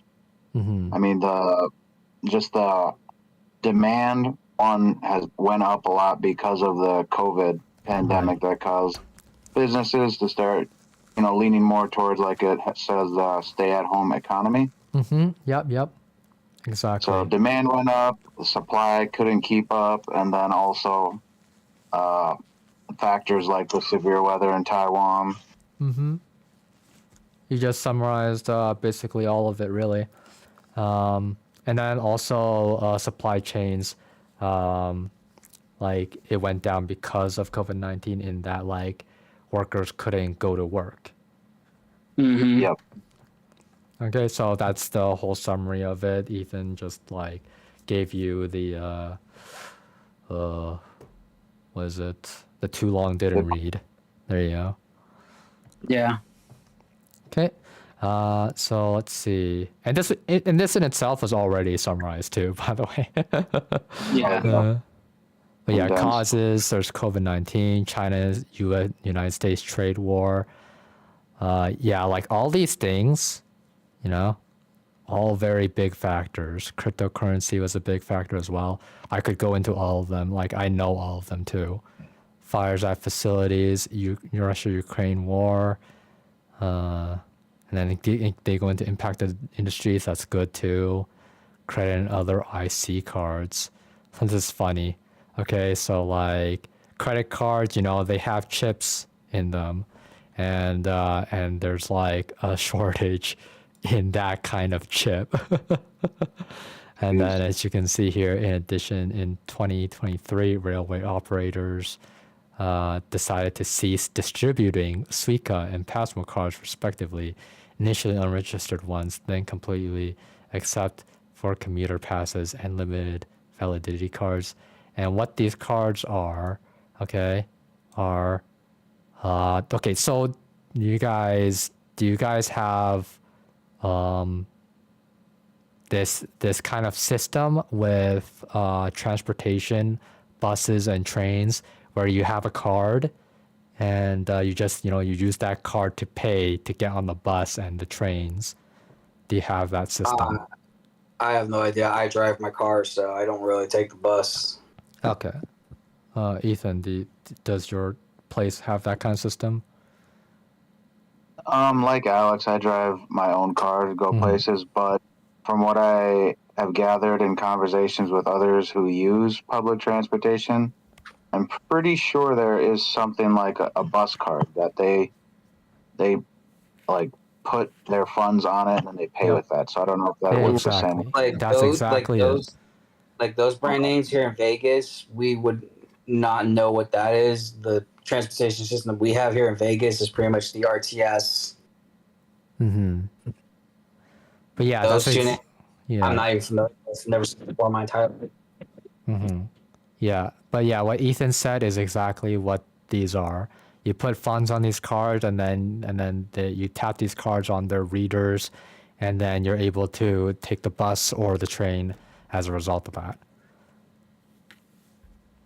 So then, is what this little note is saying is that the railways, they stop just distributing them or accepting them, Yes, or exactly. They stopped distributing them okay, because they could not make any more. because of the lag. Yeah, because of the shortage of chips. Oh And wow. and the alternative they took to was having a phone app. Oh, well, boom, yeah. Yeah, use Phones the fit- phone app, and then use that NFC capability. Interesting. Yeah. Gentlemen, Okay. I do have to get off because I have to get up early in the morning to take my car in to get windshield repaired. Wow. Okay. Um, Yeah. All right yeah, then. when I was heading home from Red Rock on the weekend, somehow a rock like flinged right into the windshield. Don't know where it came from because I didn't see the rock. It was so small Right. and cracked it. Right. Damn. But around Saturday, if I have nothing going on, I will definitely join in with you and Lindsay. Yeah. Okay. Yeah. All right then. Sounds good. Hey, Victor, I mean, unless Lindsay realizes it. okay, hey Victor, remember what I said during my DM to you and stuff? Like this Saturday, I'm gonna be flying to California for a wedding and stuff. So yeah, so pretty much it's like I think I don't have anything going on Wednesday next week, but yeah, for Saturday, Sunday, Monday, that's just my California time itself, and then I'll be back to my DC home on Tuesday morning All and right. stuff. Sounds good. Mm-hmm. So All right like, then. yeah. See you You next have a week, good night. Gabriel. Yeah. Till Saturday then. Yeah. I did. Oh wait, we're leaving now, or Oh we're no. Alex is leaving. Well, Oh, is there okay. anything else Later, you Alex. want to go before I take off, though? Yeah. Okay. What kind of work to do? Is there anything that you want to work on, yourself? That is. Not that I can really think of at the moment. The only thing I wanted to work on really was the dialogue, conversation, really, to Okay. like add more to it, which is Yeah. what me and Ethan mostly did before this meeting. Right. Yeah. Add more to it. Yeah, for sure. What? Do you have any idea of what you're gonna add more to it? None as of right now, no. Okay. Just give me 1 second. If For anything, I can just like probably go over the aspects of Clint Senior's life list mhm. and go over that, or Yeah. review like some other details, any other Yeah. narrative design and master notes, etc. Mhm. And then maybe I'll probably come up with something, and then put it in the chat, in the brainstorm chat of the topic, and see what you all think. Right. Yeah. That sounds good. They ran out of ultra pure water due to drought. But you know what? That ultra pure water, that could be like, something for that article of the extreme high costs and the reason behind the extreme cost. That could be something. Yeah, well, this is just using this as an example as something that was like outside their control kind of thing. But well, we'll see anyway. We'll see. At the end of the day, I will have to be the one to think about it really. Yeah. But the cost of production value or whatever, I think that Ethan, you can deal with that, right? Sure, Yeah. no problem. All right, awesome. So yeah, this will be its own article, needs its own date, and if you can like put a date on this too, Alex. You mean like the in-game date? Well, when was this article made? In game, yeah. Oh, not bad. Probably like way before probably years, pretty Yeah. much years before the main game started. Like I'd say like around 2020, I guess maybe. I see. So it's that far off your head now. Okay, interesting. All right. So yeah, I guess we'll like deal with that ourselves then. All right, no problem. I honestly forgot what time period that this game takes place. I just know it's like a few years from now, like around 2050.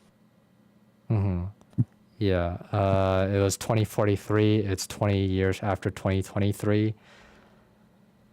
Okay then. But yeah, this article would have to be somewhere in the early stages, like 2035 or something like that. But we'd have Yeah. to go through researching again. It's like, when did MacroHard decide to collab with NeuralGum or partner with NeuralGum? Right. All right. Okay. So in terms of the CJ and Baron conversation, so yeah. Well, you gentlemen have a good night. All right. Sounds good, man. Have a good one. All right. You have a good one. Yeah. Good night. Later. Okay then. But yeah. Anything else want to go through, or should we just go through this right now? We can just go ahead and dive into this. All right then. We'll do that then. So MacroHard background. So what we want is Clint Sr. Gonna have to go to Clint Sr. Oh man, that story beat stuff will probably like have so many changes if we ever get to that ever again. Yeah. Okay. Go all the way to the bottom really. As you can see, there's like a timeline thing. Right. Then deem the parent of the company. So it can be like 2031 even. I think that's a good place. I remember that's what Alex said it to be. Is that when they first merged? 2031? Or not merged, but partnered? Yeah. So it'd be somewhere in 2031, really. Let's see. They can announce the merge like in February, and therefore a few months have passed. So it'd be like what, April or May? Yeah. I'll go with May. All right, May 2031. Perfect. And was there any other concerns you had throughout that? I Yeah. think. Sorry, which one? Which one? Just first article before you have it broken off into the second. Right. So Was it just the? This should be the first article, while this should be the second article. Okay, so then the first article here, we just need to add the meat to it. Yeah, the meat to the cost. So like, oh, why? What do you mean by extremely high costs, or like lack the necessary resources to accomplish without having extremely high costs? We can change it to, for now, we can change it to they had a budget and a time frame to complete the project. This is what they had after all that, and therefore they failed to make the Android. So going back to the idea of what the collaboration was about, we need to look into that really. See, Android. Okay, here it is. It's in the MacroHard background, so I'll go ahead and like save you the trouble by just sending it. What the? I thought I shared. Copy link. Paste. Okay, so a macro hard background, and you want to look into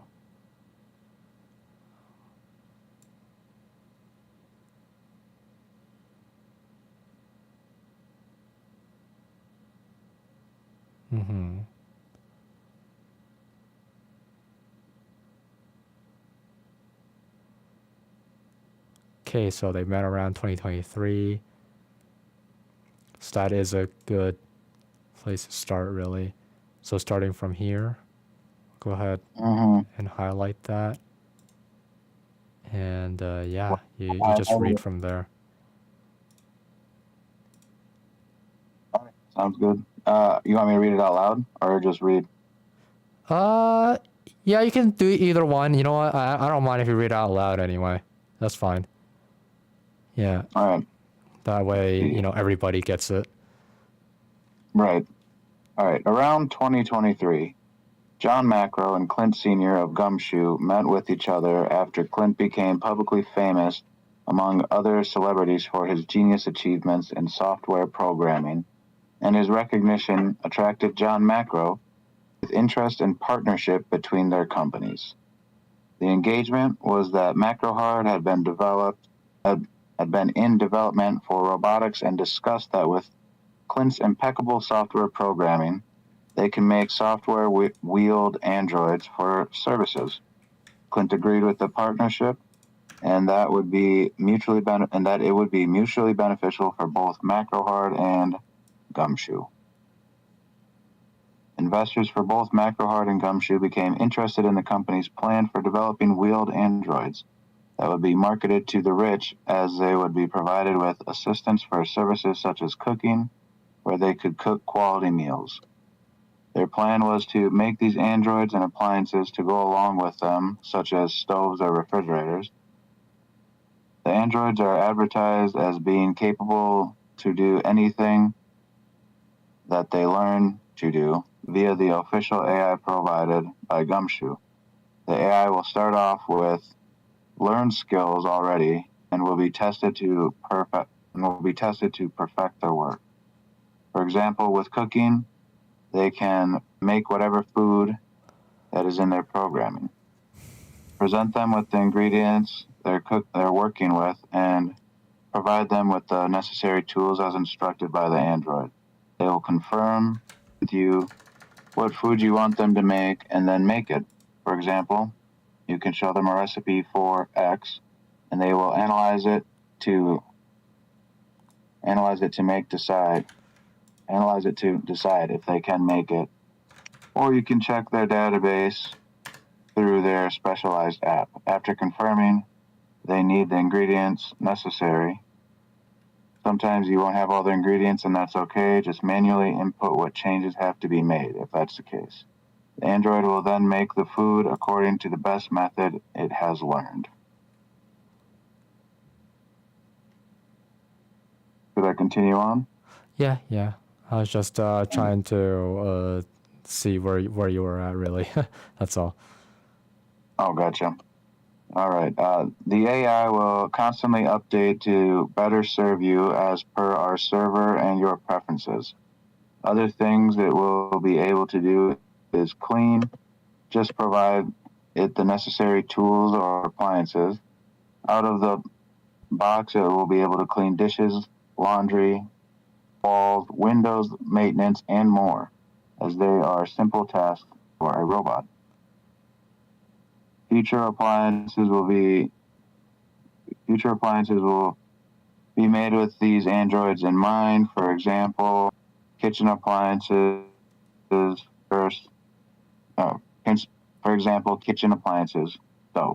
First, it is the kind you see in restaurants, and food will be cooked directly on top of it.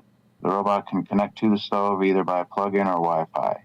The AI will be able to use the sensors built into the stove to detect the heat of the food on top, and as a result, be able to more accurately cook the food to the perfect temperature at the owner's preference.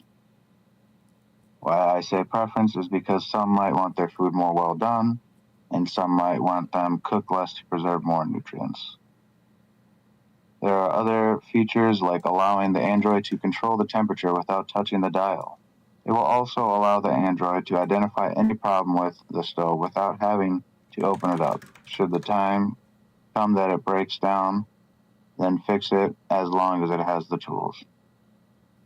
However, development for Androids could not process any further due to the high cost to produce first, I'm going to start that sentence over. However, development for the Androids could not proceed any further due to the high cost to produce for a first collaboration venture. In conclusion, it was decided to focus on developing robots with advanced AI. Then we have a whole lot of questions.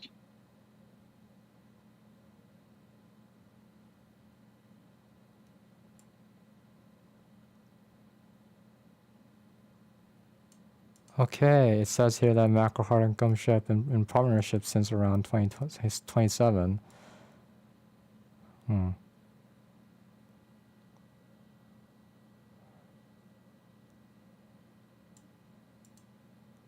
Okay, so these are basically they were optional ideas.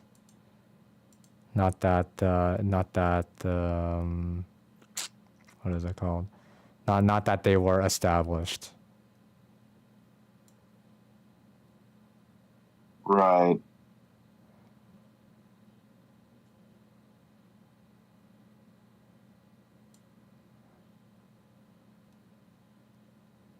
Yeah, I guess I should start establishing them then, because it's not like Alex knows what, like, it's not like he has an opinion about any of this, really. I think trying to give you some options to see which one you would lean more towards. Sure, yeah. I agree.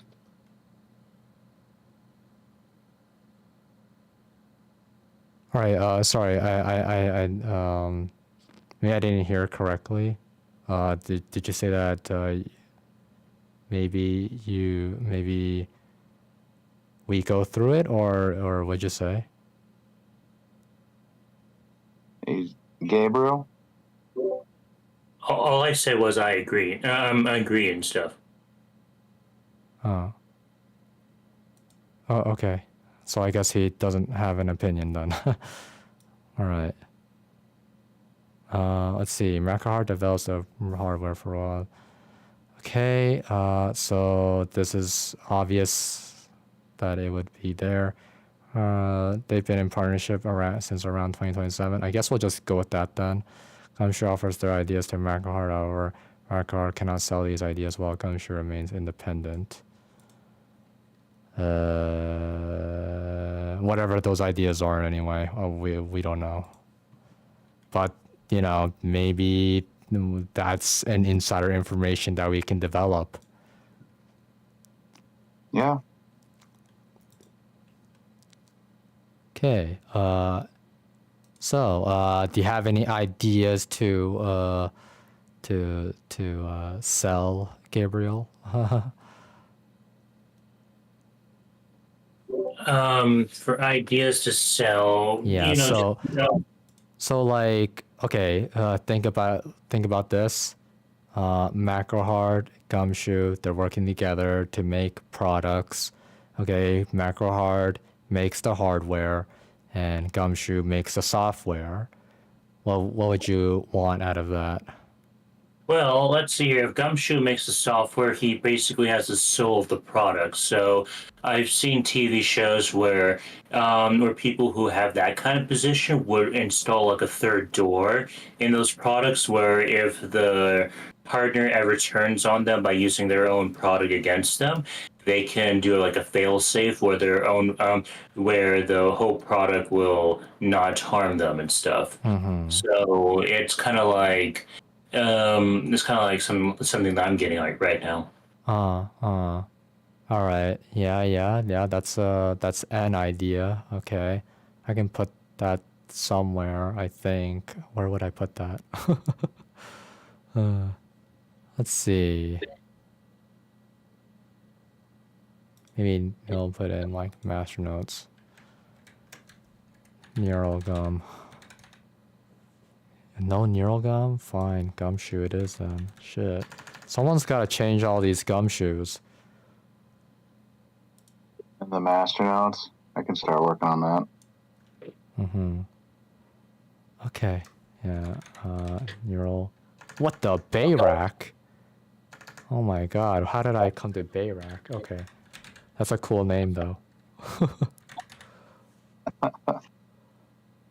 Alright, now I copy. Actually, I've already copied that. What am I talking about?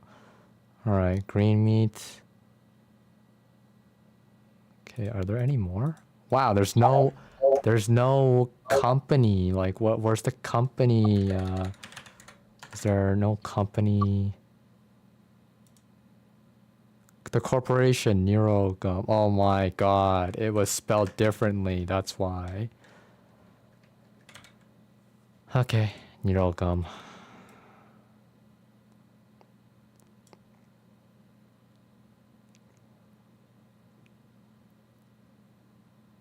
Let's see. Oh, okay, yeah.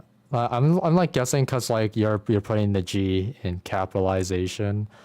Well, Lindsay didn't like capitalization G, so do we want that capitalization G or nah? Because I like it. It seems that you like it. For me, it's just, like breaks the word up into two, but it doesn't really matter. If Lindsay wants a lowercase, we can let her have that. Okay, sure. We'll give it to her because we didn't give her no real gum. The least we can do. Yeah, exactly. Done.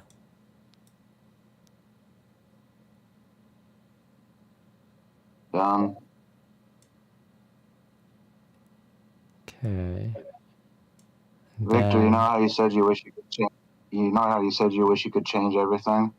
Right. Yeah, you can. Okay. So, like when you look up a word with Control F, Right. just look up company, and so now go to the three dots.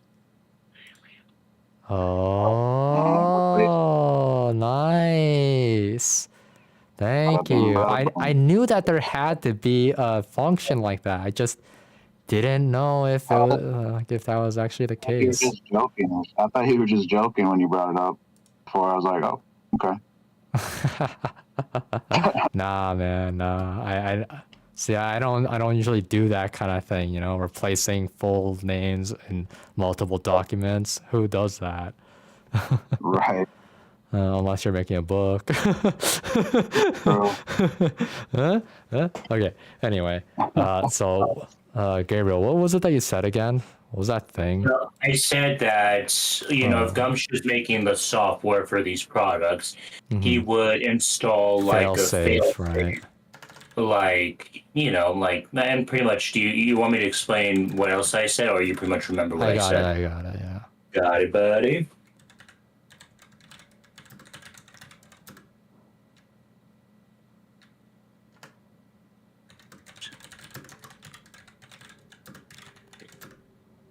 Okay. Oh, and by the way, Victor, I just remember. Congrats on becoming like an art, editor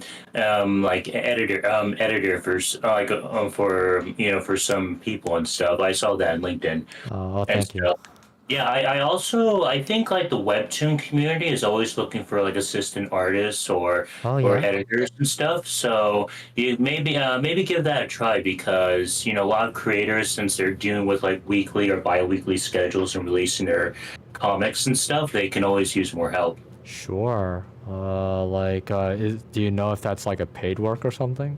Some creators pay, others not really, but more like you get credit at the end of the webtoon episode by saying by saying, "Oh, this is your name and this is your socials," saying this is so you get credit for it, and it's a good way to maybe build a potential following for your, and also maybe expand your portfolio a little bit. Right, right. Yeah, yeah, that's true. That is true.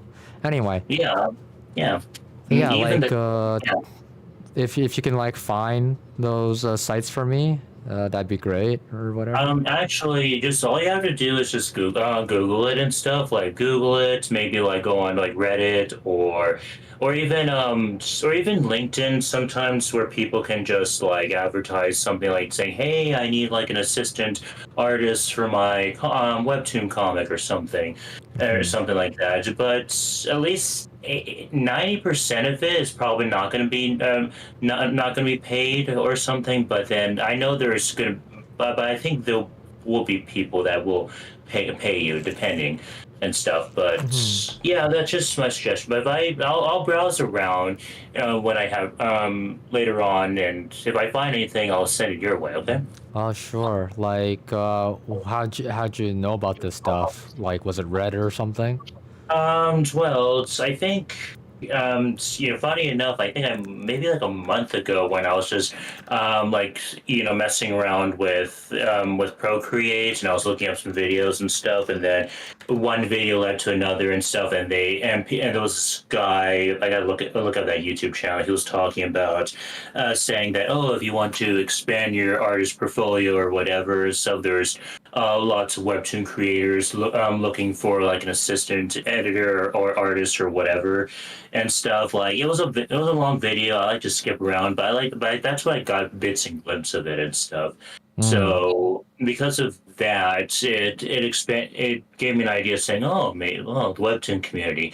Well, but first I got to work on my own artwork, but Right. But but like, it's so you got it from a video anyway. yeah, I got the ideas from a video and Got stuff, and then but then that guy just talked about Reddit and all these other things and stuff, or like art boards or whatever, or even Instagram for people who are advertising and stuff. So yeah, like if you are on your free time and stuff, if you have the time and stuff to do that, then yeah, I highly encourage that. I'm sure there'll be like either some beginning creators or maybe mid-level webtooners will definitely like the extra help and stuff. Yeah. Let's see. And also, you can tell them you got a certificate in video game writing by Adrian and stuff, and I'm sure they'll really rope them in. I don't think so, but Well, Victor, don't sell yourself so short, man. Okay, like if you tell them you have something unique versus the other person, then that's when it's a good conversation starter, and then eventually you'll get into swing. Just like remember the time I helped you edit out your story a little bit when it was like my first time editing something. You gave me feedback on being like an editor and stuff like about this and that. Well, right. I'm sure you're gonna have that exact same experience with a webtoon author and stuff. So about being like his assistant artist or editor or whatever. So, but I'm excited. So like if you do when you do experience that, like it'll be a great way to expand your portfolio. Okay. But yeah, let's continue on anyway. What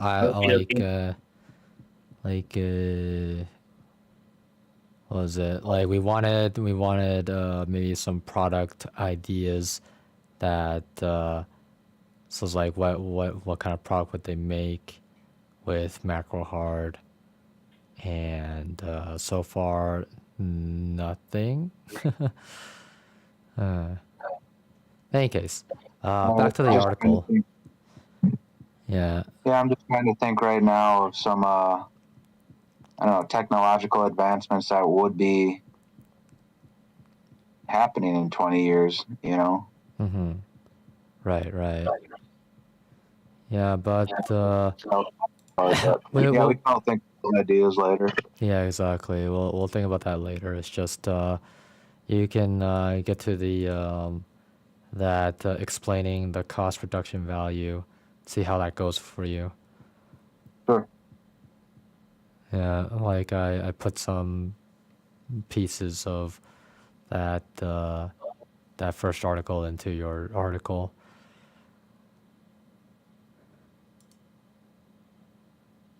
Let's see. Is that on the drive? Oh, sorry.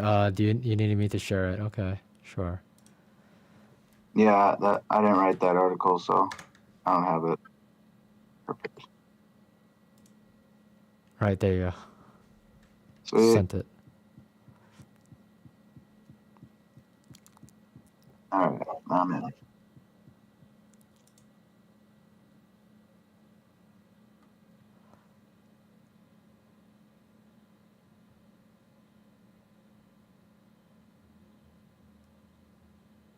Okay, so we'll make this actually a few, maybe a year ago, really.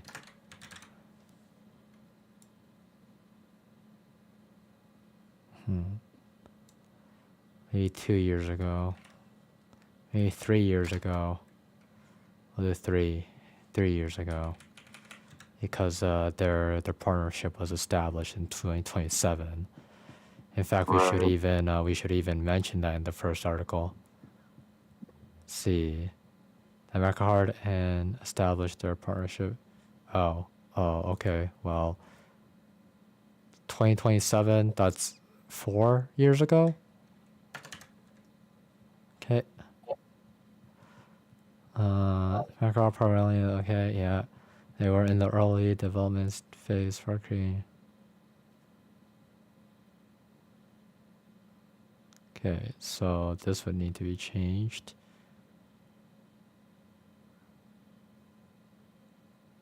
Say,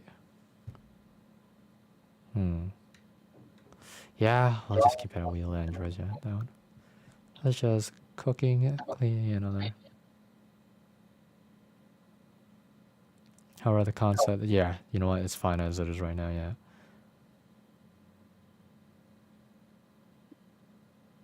All right. Then this.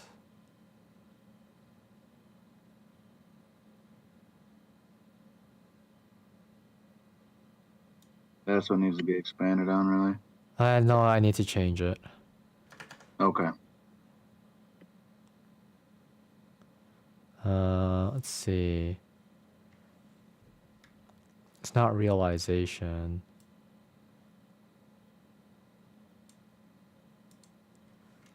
Wait, what was it?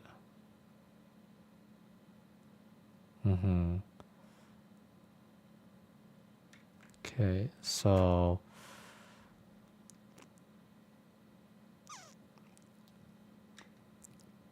would need more funds and time to make it a reality, I guess. Both companies made the decision to instead be practical and focus on development with AI robotics.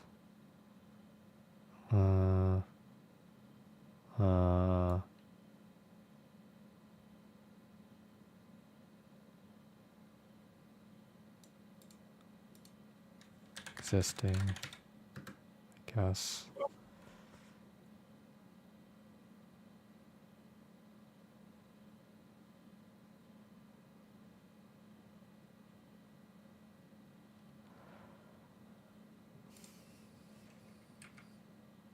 Then this article would be in 2020, 2033, maybe? To November.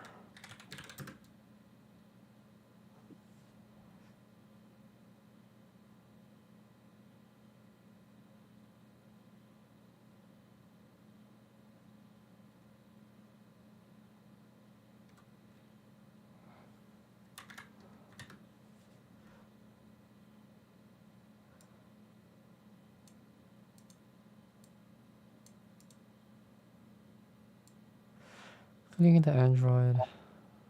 Okay, so.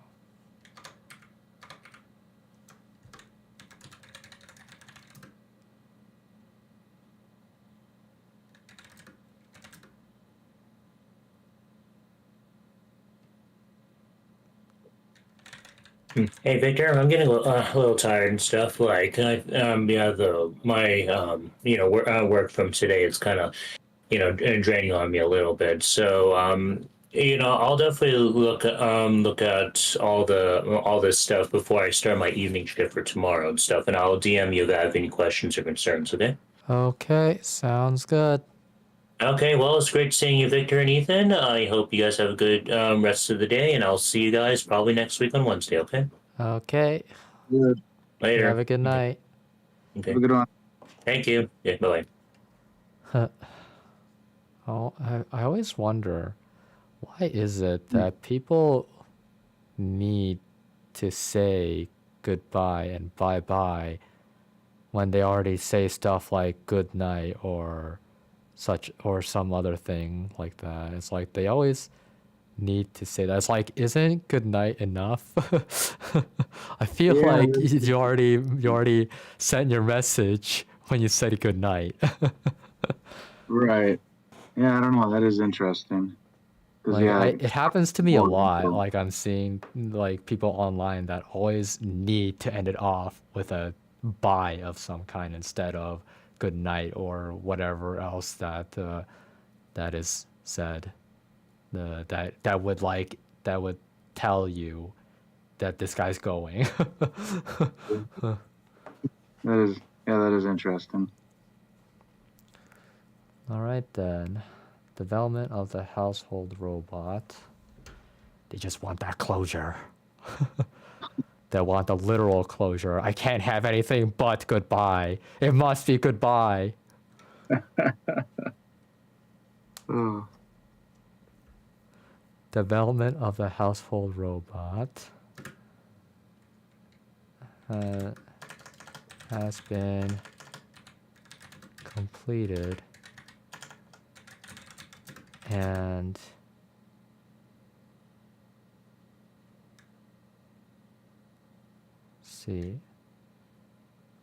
met with is it discern? Is it discerned?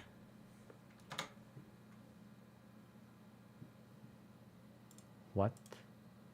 Distinguish. No, it's not discerned then. Met with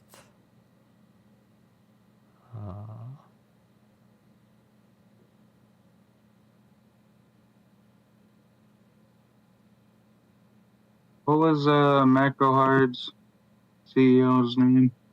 Paul Gilliard. Gilliard. Yeah. That's Gilliard. Okay.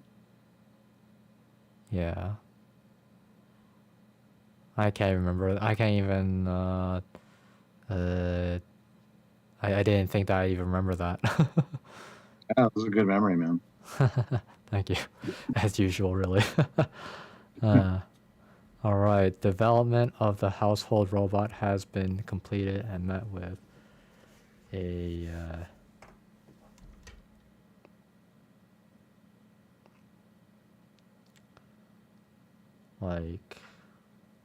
okay. It's that they're giving it bad judgment before using it, kind of thing. They're judging it in a bad way. Prejudice? Is that it? Discrimination, preconceived opinion. Not based on reason or actual experience. Okay.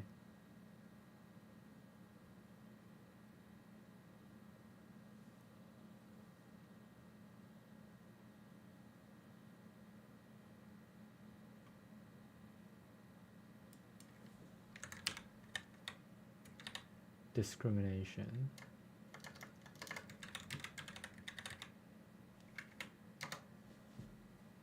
Unjust or prejudicial treatment or different categories of people, especially on the grounds of ethnicity, age, sex, or disability. Okay, yeah.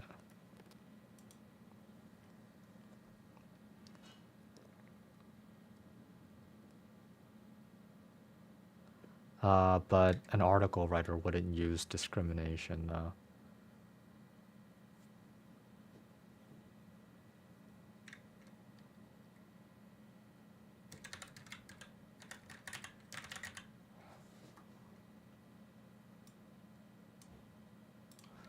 Word it in a way that doesn't piss off the people. Right.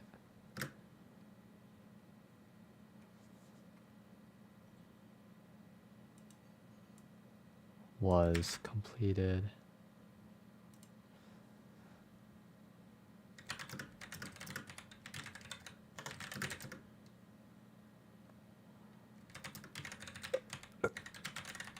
Not being able to make an Android.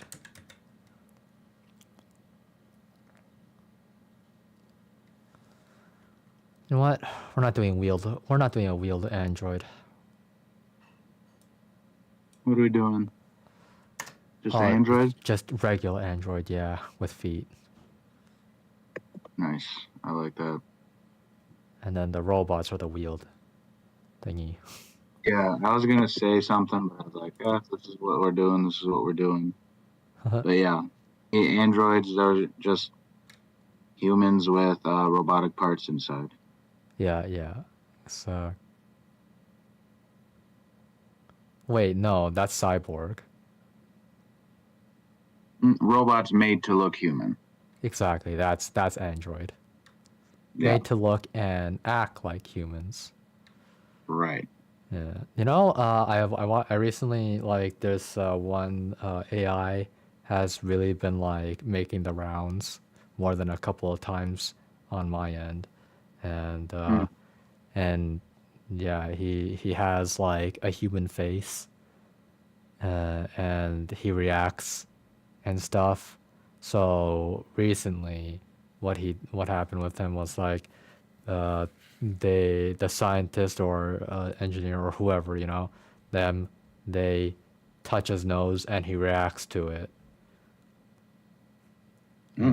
So, and the way that he reacts is like he's so the finger is like slowly creeping up towards his face, and he's looking down at the finger, you know. He's like, whoa. And it's like, what are you gonna do with that? And then they boop his nose, and it's like, oh. It looked like he felt it, you know. Really? That's Yeah. interesting. Yeah, it's like, cool. whoa. Yeah, like even in 2024, you know, like AI is already so sophisticated. Right. Yeah, that's pretty wild.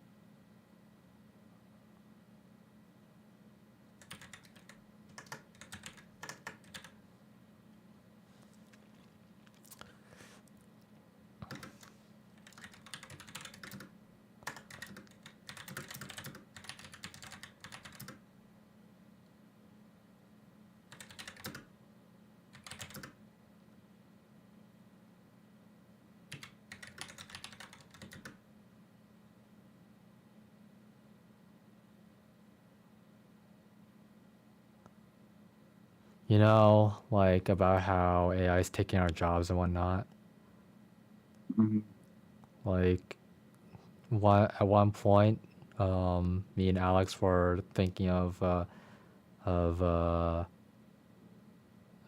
is it called?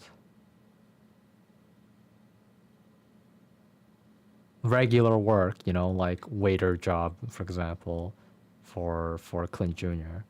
But now that I think about it, that waiter job would be taken by the AI.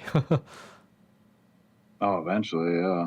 Yeah. I just went to a restaurant in the Mall of America, and there was a small like sushi kind of restaurant. But yeah, they had a little robot that would be wheeling out your drinks. You order it, and then boom, it just comes to you on a little robot. Yeah. Though that one is not really completed yet. Like all it's supposed to do is, or all it can do really, is that it's just holding plates for the server, and then the server is just gonna take it from the robot to give it to you, right? Like they can't hand it Well, themselves. no, yeah, they couldn't hand it. Like the robot just came up to the table, and you were expected to pick up the drink. Ah, so you would do it. Yeah, that's good, in a way, but So at I the guess same it would time, have maybe not. some sort of would have some sort of like weight thing or whatever, like a weight. It could Mhm. tell the weight it was holding because as soon as it was released, you know, its function would be complete and it would go back to wherever it would get loaded up with the next drink. Yeah. I would like I was thinking of like, cause some of those kinds of robots have multiple what's it called, racks. So like I know that one had like 2 racks, so it's like they would hold multiple plates of foods and whatnot, and sets of food. But it's not a problem for the customer to be taking it if all of those all of those dishes were theirs anyway. So I was just like thinking, oh, if it had 2 tables worth of food with them, then wouldn't that be a problem? But no, as long as it's only that table's food, then they can just like take it all and then he can go. Mm. Let's see. However, due to the investment from big companies, the robots became successful due to the publicity of working in restaurants and other service businesses like hotels.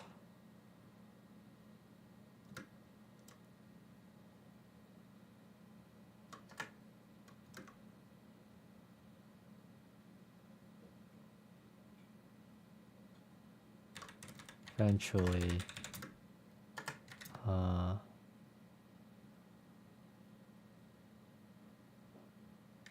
because they were made to be cost effective for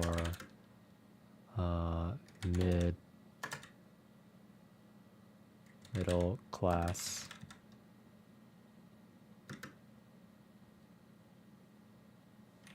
for the middle class.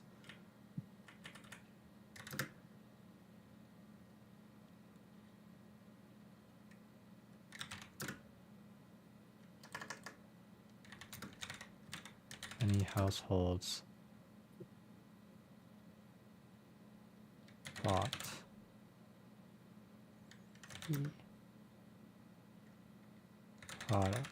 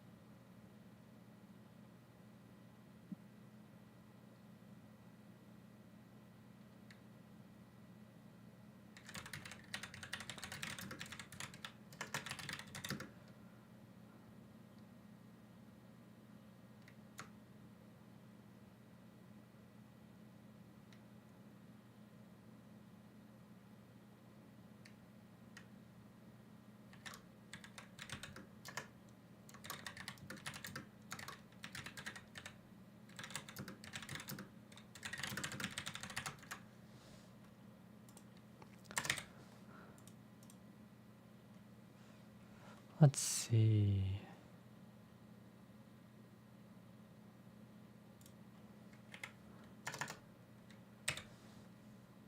I'll just go confirm the spelling of Clink Cannon.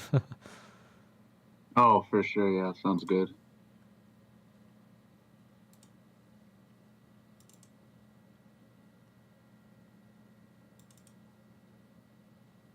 It is spelled with one N in the middle. Oh, nice. Okay, I'll change that. Canon.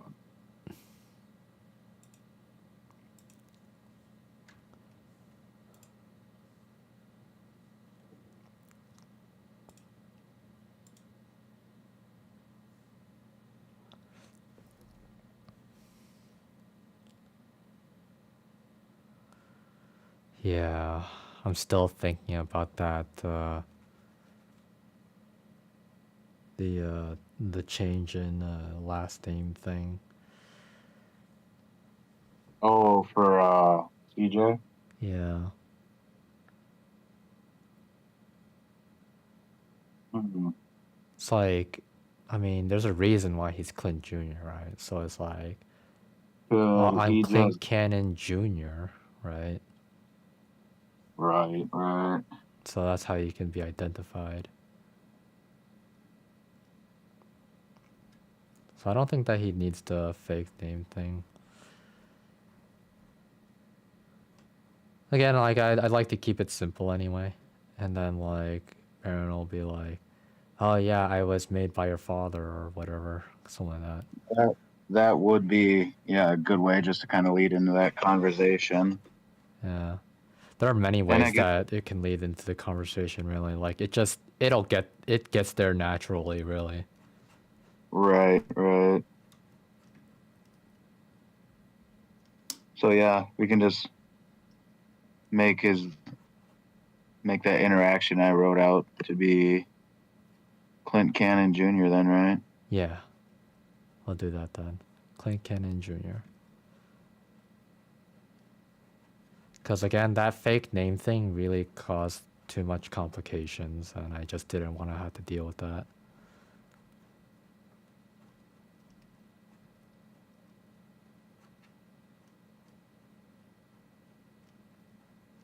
I would rather people just didn't care enough to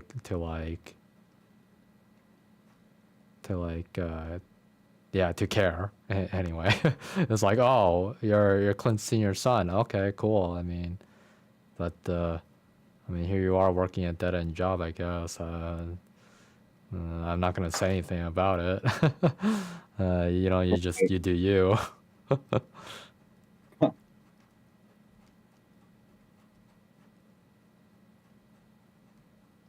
It's like, oh, under his breath, he's like, oh, I guess his dad never loved him. Right. Someone didn't get enough hugs. Yeah.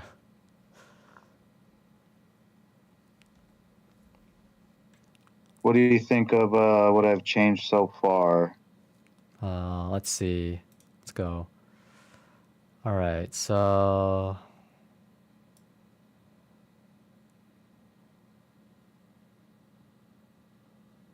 Cloud probably had been hold. Now, just earlier this week, reports have come out saying the entire endeavor has been canceled. Reports state that Nakahara and Neurogum have come to the mutual decision to place their Android dreams on the back burner for now and instead focus on further development of. Let's see, Clink Cannon of Neurogum has noted before we can make the leap to fully functioning Android, we need to advance the technology that is currently available.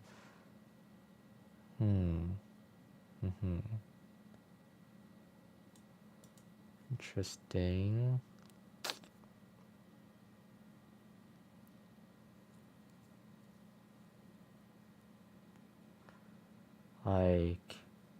Because the thing is it technically wasn't canceled. It's just they went for the cheaper option. Well, right. Yeah, I mean, the cancel, that's going to be what reports have said. Like it just seems that it may be canceled. They're reporting on what they've seen.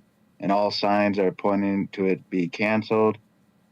And then in these reports here, as you say, back burner for now is what the two CEOs are saying. I know. I see. I see it. I know what you're saying, and like even then, I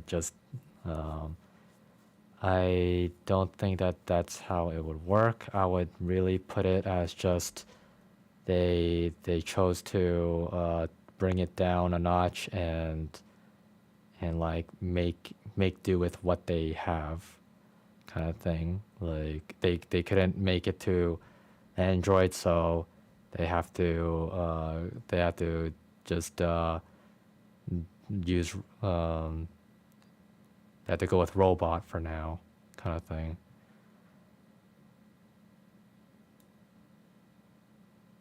Because So the thing is wouldn't that that in turn? I'll have to say that like the CEOs would like have to tell the people what's going on, right? So that's one thing. It's like they have to tell their investors what happened and what their future vision is from this point forward, right? So this is a stock thing basically. So what happens is they weren't able to make it, with the budget and time that they had, and the investors are questioning, and if they don't get their questions answered, well, then they're gonna take their funds out. They're not gonna fund you anymore. So, say something. Okay, and this is what we have to say, right? That's how the thing works. In any case, I'll go ahead and fix it. I'll fix it up now. Okay. Well, I wasn't done writing. I was just going to have you look at what I wrote so far, and then I was going to continue going on to the reasons behind the cancellation or their side step, as they want to put it. Because in reality, they did cancel their project. They No, were planning they to make didn't, though. androids. They were planning to make androids, and then they canceled that and decided to do something else, which is just focusing on existing robotics. I mean, that's the reality. Of course, as the CEOs, they're going to address it a different way for their investors, so they don't pull out because they're a company that can't do what they're said to do and everything. Mm-hmm. So then I was going to go on into the jargon or whatnot, that the excuses that they would be saying to their investors. Mm-hmm. Interesting. So the way that I see it is that it's a biased view of the reporter, basically. Mm-hmm. And yeah, so let's see. Is that the way it should be? Because at the end of the day, right? I think that, so the way that I look at it is, what do I want to inform the player, and like, do I want to make it as clear as possible for this kind of thing? Personally, I would. Like, I don't want to have to give up on that for the sake of the realism of how an article, a reporter would view things. In this case, like, I think that it needs to be objective in what is reported, because it's a game, like it has to have everything be what's it called? Be for the player, We gotta make it for the player. And it's like, this kind of thing with biased reporting can cause confusion for the player. Like, in itself, this is already a confusing game for like a lot of people. Like, a lot of people are not gonna be playing this game because it's all words.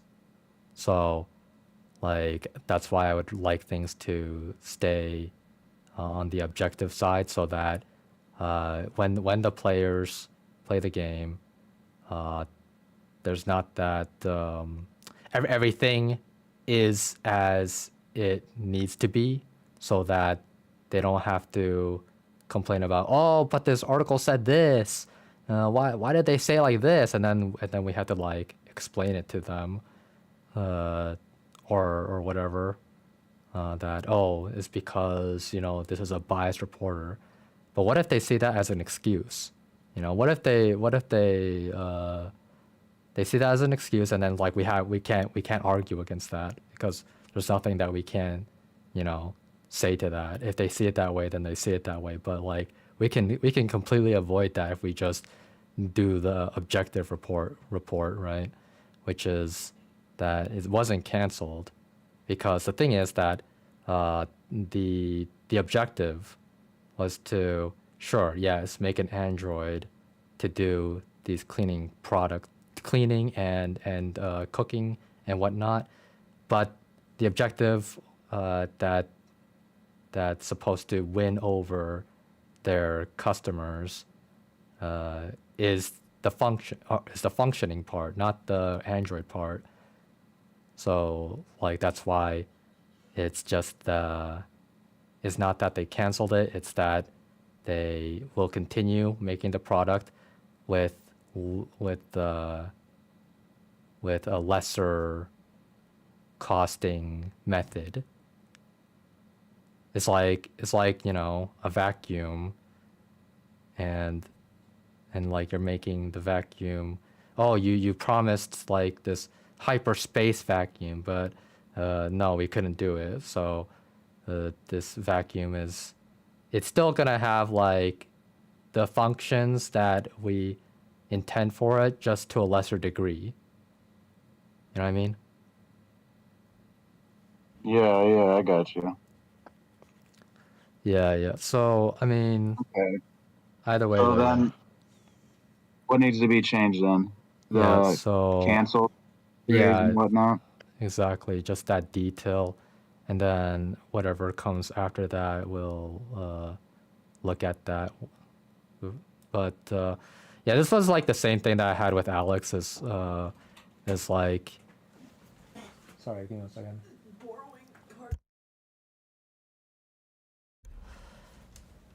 Yeah, over there. Okay. Anyway, where like he didn't agree with what I was like saying and stuff like that, but what happened was that he wanted to write stuff down himself, and I kept on repeating, you know, what my explanation, but he wasn't able to get it, and he was getting frustrated about that, you know, I wanted to type it out myself instead, because, you know, I tell him that, it's not that like that you're not, that I you know, don't want you to learn, or like I'm looking down on you or anything. It's just that I have the idea best in my mind, I understand it best, and therefore it's best that I do the writing. So that was like literally, like if you go back to the macro hard background, from the point of the highlight all the way down to when you get to the bullet points, that was all me, you know. I wrote all that. Oh, for sure. Yeah, and you know, it's best that I just be the one to fix it, and then we look over it again to see if you get it, and what else needs to be changed. So yeah, I'll just I'll be the one to change it, and then we review it again. Does that make sense? Sounds good. All right. Yeah, sounds good. Okay. So cloud project has been put on hold. Also, I did the same thing with like fixing your 5 W's and H, right? And then again with in the narrative design Miro board, right? Mm-hmm. Right. See, at the start of 2031 has been So the Clara project has changed its trajectory.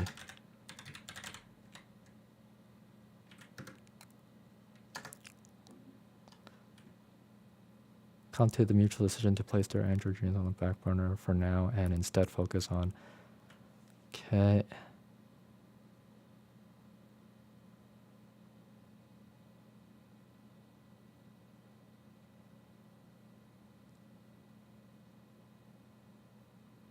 Yeah, I can't believe that little change just like that fits. Anyway, I think that this is fine, to be honest, as it is. Just because, like, yes, their Android dreams are crushed. It is true. And they are focusing on further developing existing AI robotics. That is also true. Right. As noted, before we can make the leap to fully functioning androids, we need to advance technology that's currently available. Macron CEO Paul Gilliard stated that one day every home will have Android assistants, however, just not today. Okay then. And I'm just gonna go ahead and see if I can find. Alright, so yeah, you did spell it correctly. I was just looking for that. Alright, I think that maybe it's fine to leave it off like this. It's a short, like I want the article to be as short as possible anyway. Yeah. Yeah, I agree. Yeah. Okay. So while I'm reviewing that, you can read mine. See what's going on there. Sounds good.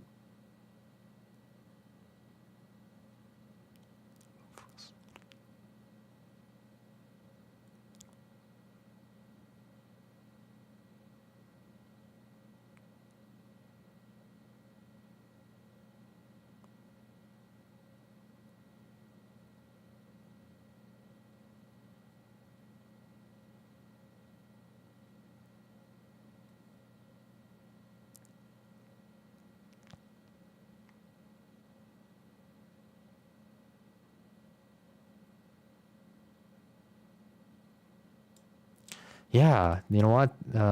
Ending it off here, like we then go into the next article, and it like it perfectly is the Right perfect into next it. step. Yeah. Yeah. Mhm. Exactly. It leads into it. Yeah. Perfectly leads into it.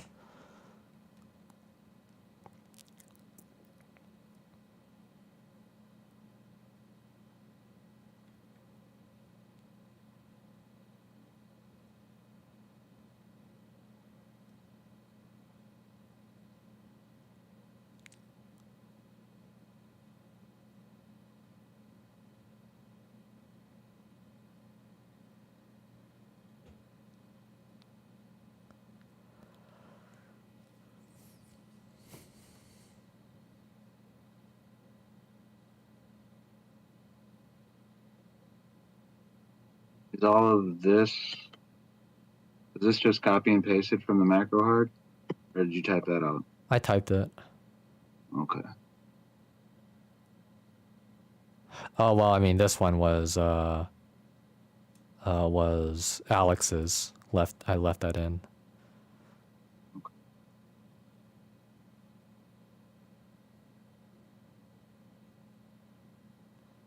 Yeah, he just reworded it, and like it's when I checked back at the macro hard document, basically this is a more condensed version of what I said. Gotcha.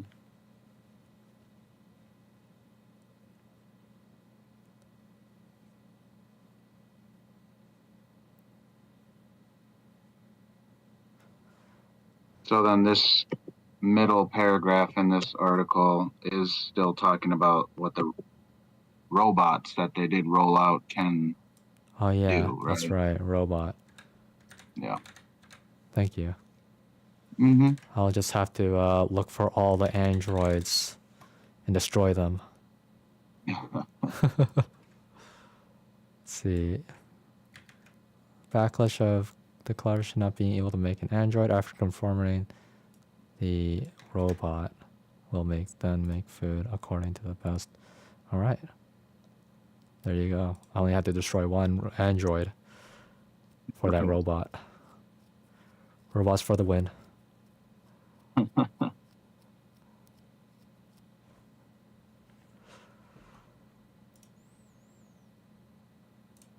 When I said that, all I kept on thinking about are those battle bots, you know, like those cage fight battle bots, and like just like little destroying machines on wheels. Anyway, Oh, yeah. remember those? I do remember that. Yeah. Yeah, I remember watching When I was that a on kid, TV. Oh, nice. Yeah. Yeah, I remember being a kid when I first saw like the robot battle stuff in like an arena and stuff, you know? And Exactly. Yeah. when I was like in 7th grade, I wanted to get into robotics, and now I wish I would have followed that dream. That's funny. Yeah, there was nothing that exciting where I was.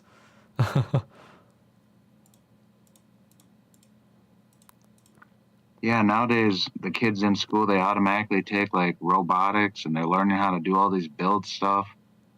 A coworker of mine a couple years back, she told me her kid was in like a robot battling class where like that was like the sport, you know, of the school. Like Mhm. they had a robotics team and that's what they would do. I was just like, Yeah. what the hell? That Yeah. is so cool.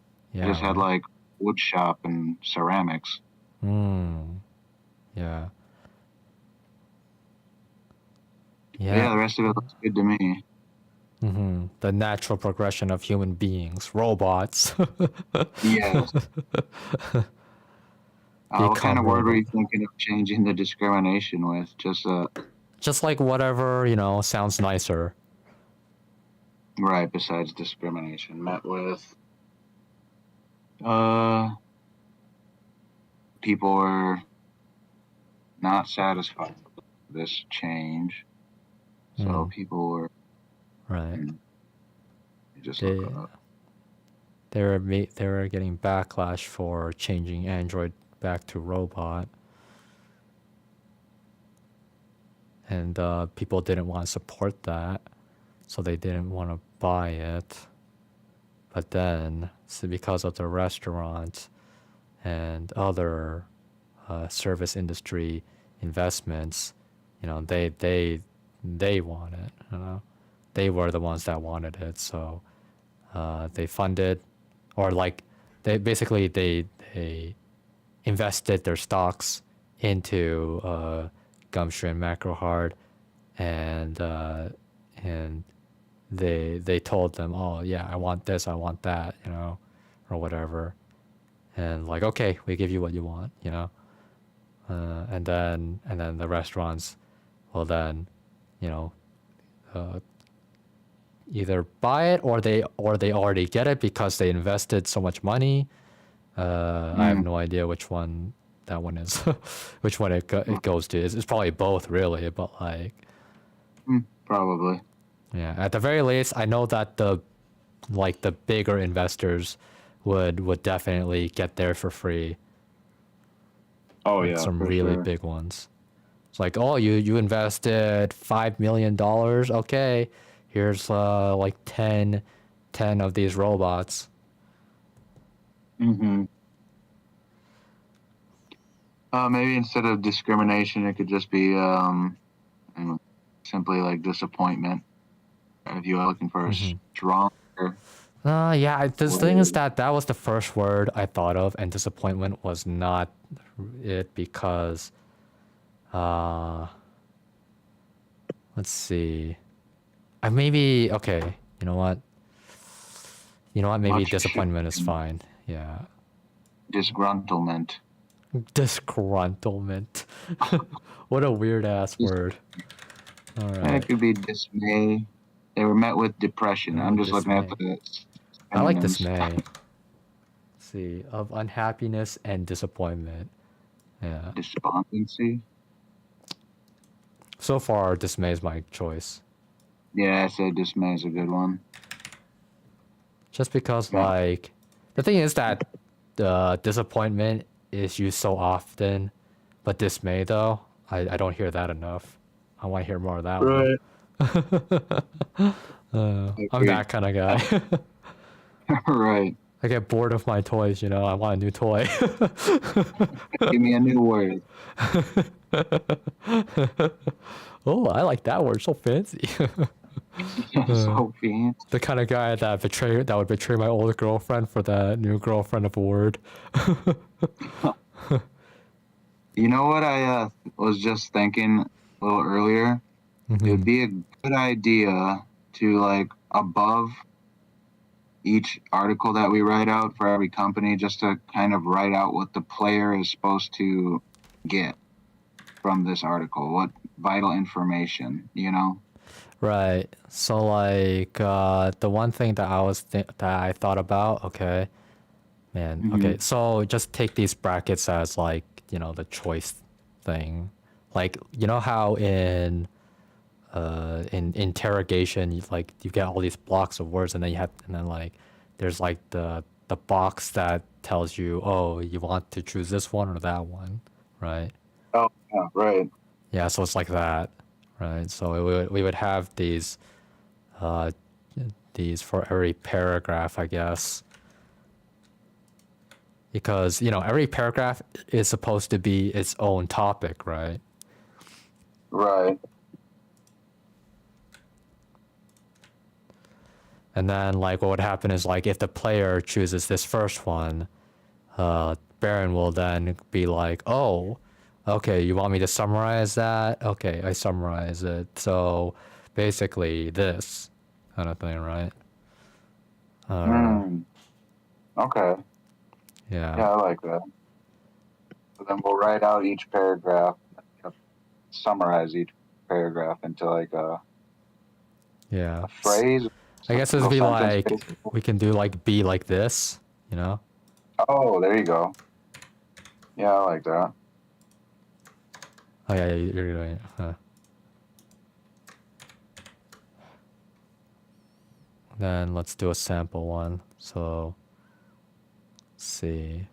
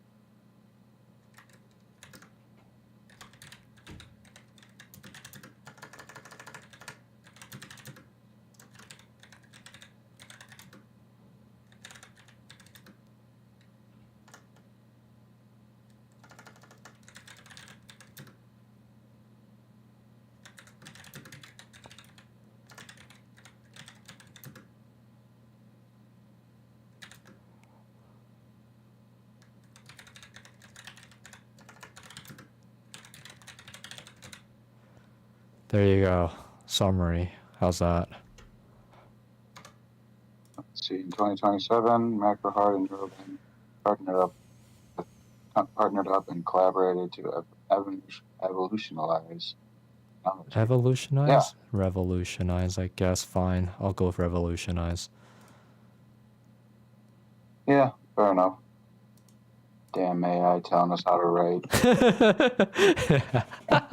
Exactly. The ticker germs.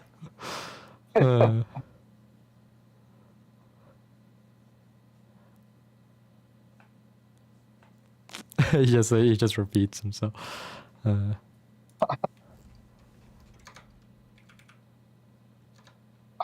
Again, they're giving me attitude this time. Wow, this is only the second time. It seems that every time you ask, he's gonna be more pissed off. Oh my god. That'd be interesting though. The more times you make the Baron summarize things for you, the less competent he thinks you are. Mm-hmm. The thing is though that we don't want to. We don't wanna. What is it called? Discourage the player from doing that. Really. Yeah. Yeah. Yeah, because most players don't want to read. So, okay, we got. This is We a got. reading game. Yeah, yeah. It is a reading I game. get it. Well, even No, for a yeah, reading but I game, get it what. can get too complicated at some point. Right. No, I got you. But yeah, like what is it? I mean, we give them the middle ground kind of thing, and not only that, like think of it from the Baron's point of view, in that this is his first time meeting Clint Jr. and he's gauging his capabilities. He's gonna start with zero expectation, and therefore he will go along for as long as he needs to, really. Not only that, he doesn't really need to have an attitude for that kind of thing in the first place, because it's all just text, you know. He can develop text in less than a nanosecond, you know, like 0.0000001 of a nanosecond. He doesn't care.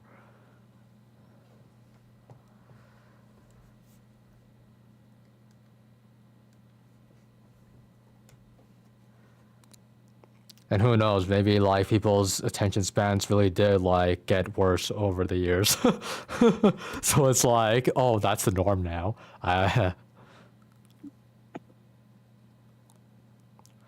True that. True that.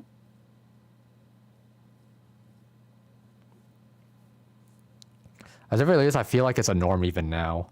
What do you think? Yeah, for sure. No doubt about that. Attention span is terrible for people. Mm-hmm. Yeah. And like I would have been one of those people too. But you know, things in my life make me have to pay attention to many things with plenty of concerns. So Yeah, I okay. basically trained, right? Plays a big role in my memory, being able to like remember all these minute details, really. Yeah, it just goes to show that like talent means nothing if you don't train it, and also training is like the only way to get up in the world in terms of content creation. You have to train in, well, every possible way, really, huh? Like you don't exactly have a choice when you choose this path. That is, it's like you have to exercise, you have to eat healthy, you have to, like, even though people don't think they need to or whatever, like, oh, but here's Akira Toriyama dying at 68, you know. Right. I mean, not that I know what his diet was like, but I'm pretty sure that, I mean, like, in terms of Japanese, like, dying at 68 when he did that much work, I'd say that's a pretty good life. But if it was an American, though, I feel like they wouldn't last. Like, doing Akira Toriyama's work, that is. Like, if they had to do the same amount of work, but with their health conditions, they probably wouldn't last, like, past 50. Yeah, no doubt about that. That dude was insanely hardworking. Yeah. And like many Japanese, really, right? Like you look at fucking One Piece. That guy's still alive too. Oh no, that's insane. Apparently he's only Ugh, like 46 or something. Damn. Yeah. Ugh, that's insane. What was his name again? Oh, I don't even remember his name ever. Oh, What was his name? yeah, I'll go find it. One Piece by Eiichiro Oda. That's the one. That's his name. Eiichiro Oda. Yeah. Yeah, so when Akira Toriyama was an adult, Oda was a kid. Right. Yeah. I mean, did you see all the posts about the other what is it called? Mangaka or Mm-hmm. the creators of a manga? What is that title? Mangaka, yeah, yeah. The mangaka are the people that make the manga. Okay, so yeah, the mangakas of like all the other mangas in the world basically all made their own renditions of Goku. or their own statements for like the passing of Toriyama. Right. Yeah. Because everybody respects him. Yeah. Yeah, they all like made statements on how he affected their lives and whatnot. Exactly. Yeah, it was really touching to read. Yeah. I loved it. Like I love every bit of all the fans just coming together, all the communities coming together and just celebrating his life, basically. Yeah. That's the beauty of Japan's works, really. Like when the same thing happens with One Piece, when the same thing happens with Berserk, everybody will come together and not only mourn, but they will also celebrate how much their lives changed because of these people.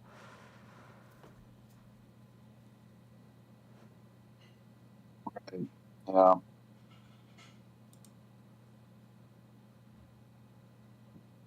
That's the world that I'd love to live in. I mean, just I want the world to move towards that kind of direction. Yeah, I agree. No, the world would be a much better place in going in that direction. Mm-hmm. But the one hard truth is that like we need politicians that are actually good-hearted. But Oh God, yeah. yeah, those old fogies I have don't to see that. die. Seriously, man. Just go hang out on the golf courses. Right? That's what they do anyways. Yeah, Just- exactly. Like I don't understand why they so bent on changing the country when they're not going to be around to see all the changes, Mm. Ugh. So no. Yeah, I mean, like it could be greed or whatnot, right? Stuff like that, corruptions and whatnot, or like they could even just be that greed. stupid too. Actually, like Huh. with the TikTok That thing. wouldn't be that. Yeah, Yeah, right. Like, and that was really embarrassing to watch. seriously. Yeah, like I mean, when I see the New Blood though, like there are lawyer YouTubers, right, stuff like that, and they're so good-hearted and they always want to help and whatnot. When it comes to the internet space and becoming famous on the internet, right? You're not gonna be famous, or maybe can you be famous? Be an evil lawyer? I don't even know. Either way, though, I would hope that's not the case. But people like Paul Logan and the Logan brothers, right? They make me think otherwise. Right. The Paul brothers, the Logan brothers. I have no idea which one it is. I don't even care. Yeah. Me neither, man. But yeah, like there are a lot of people that are influenced by these kinds of people as well. So we gotta make sure to keep them in line, I guess. One thing that We gotta do what we. yeah, exactly. We gotta do what we can do. And like one thing that made me, have more hope for humanity or like America really, more like, was that, the military or FBI or something, they ransacked Logan's house or like some kind of hidden place or some shit like that, a vacation home or some shit. I don't know. It was something like that. Yeah. And found all these guns and stuff, all these arms. Oh shit. Yeah, and it's like, you know what? I'm sure that it was the good people that informed these FBI or military or whatever and fucked over Logan like that. Good on them. Really? Yeah. I mean, how Yeah, else? You know, how seriously. else would it happen? Is the question. Because the thing Yeah, is that you hear stories of streamers getting swatted and stuff like that. Do you know about that stuff? not really. Yeah. So what? So like, there are stories about how,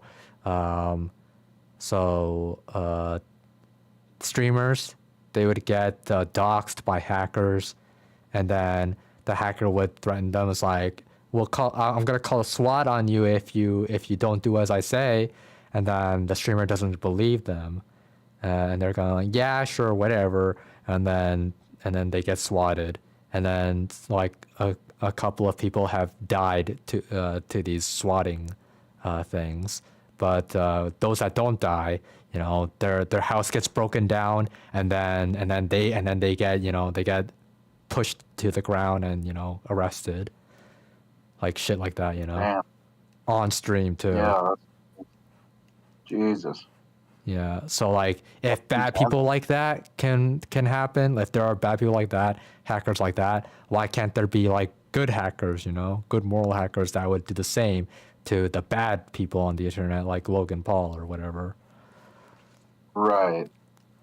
Yeah, we just need more vigilant hackers. Vigilante hackers, you mean? Oh yes. Yeah, That would be awesome. Do it for good. The anti-heroes. Yeah. Like, those are truly anti-heroes, eh? Because they're hackers, but like they're hacking for good. Like, hacking isn't a good thing, but like, you know, or like it's a morally bad thing to do, to hack, right? Right. So nice to have these talks. Yeah. Okay. Let's see. Macroheart and Neurogum had dreamed of building an android that could take care of miscellaneous duties around the homes of humans. However, this dream would not be realized. The partnership has mutually agreed to change its trajectory from android technology to advanced AI robotics. The CEO of both Neurogum and Macroheart made their statements regarding the change in their partnership's trajectory. Okay. Yeah. Indeed. Now, the question is, I guess, like, this would be an important key to the story, kind of thing. In Okay. that, so, how do I do this?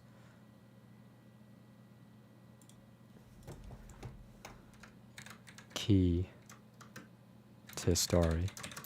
So like, this would be something to use when thinking up of the, what is it called? The insider info. So you bring this up, and then as the player, you bring this up.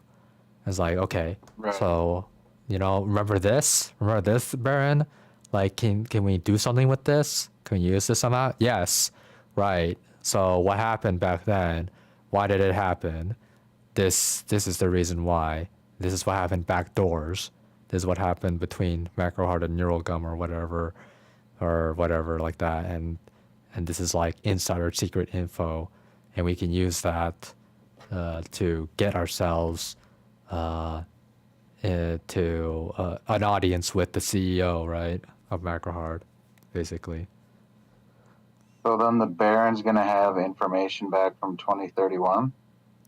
Yeah, How long yeah, does the that's Baron right. back- Because the thing is that, just a reminder, that Clint Senior, he, the way that he gave, what's it called? The way that he gave Baron his memories was that he put on this headgear that scans his brain. Okay, and then from there, Right. he would handpick the memories that he deems most important. Either, yeah, I think he would have to do that, really.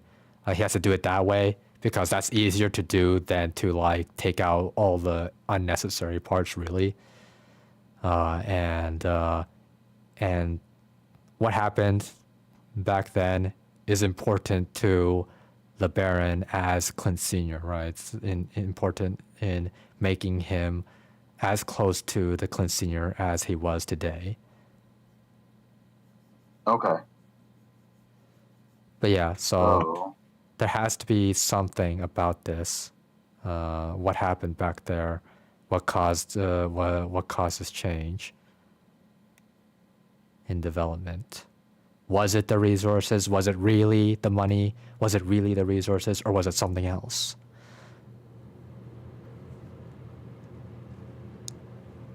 right. You know, I really do like that idea about the possible like android that murdered someone or something, and so that was maybe a reason. Yeah, we can just like put that in the possible reasons for sure. I'll go ahead and put that in the narrative design thing, because you know, while it was just an example, it's not like we have many examples anyway. True. True.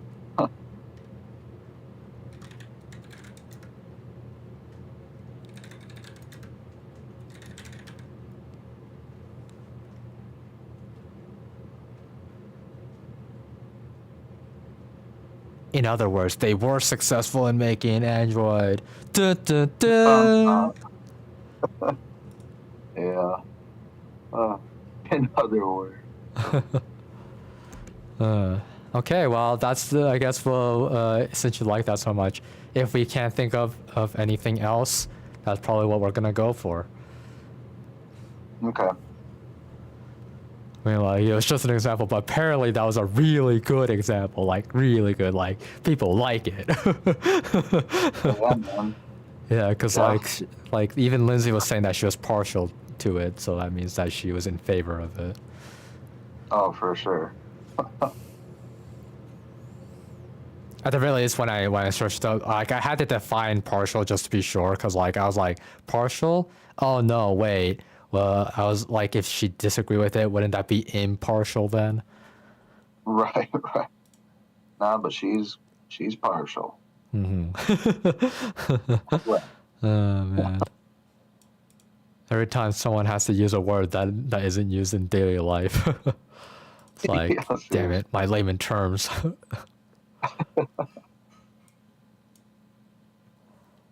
Let's see here. Now that we've done that though, we can also like do that, put that little detail in as well. Possibly that they were successful in making. And you know what? Like, you know how I told you about that AI that could like see and feel the nose, right? It's like, Yeah.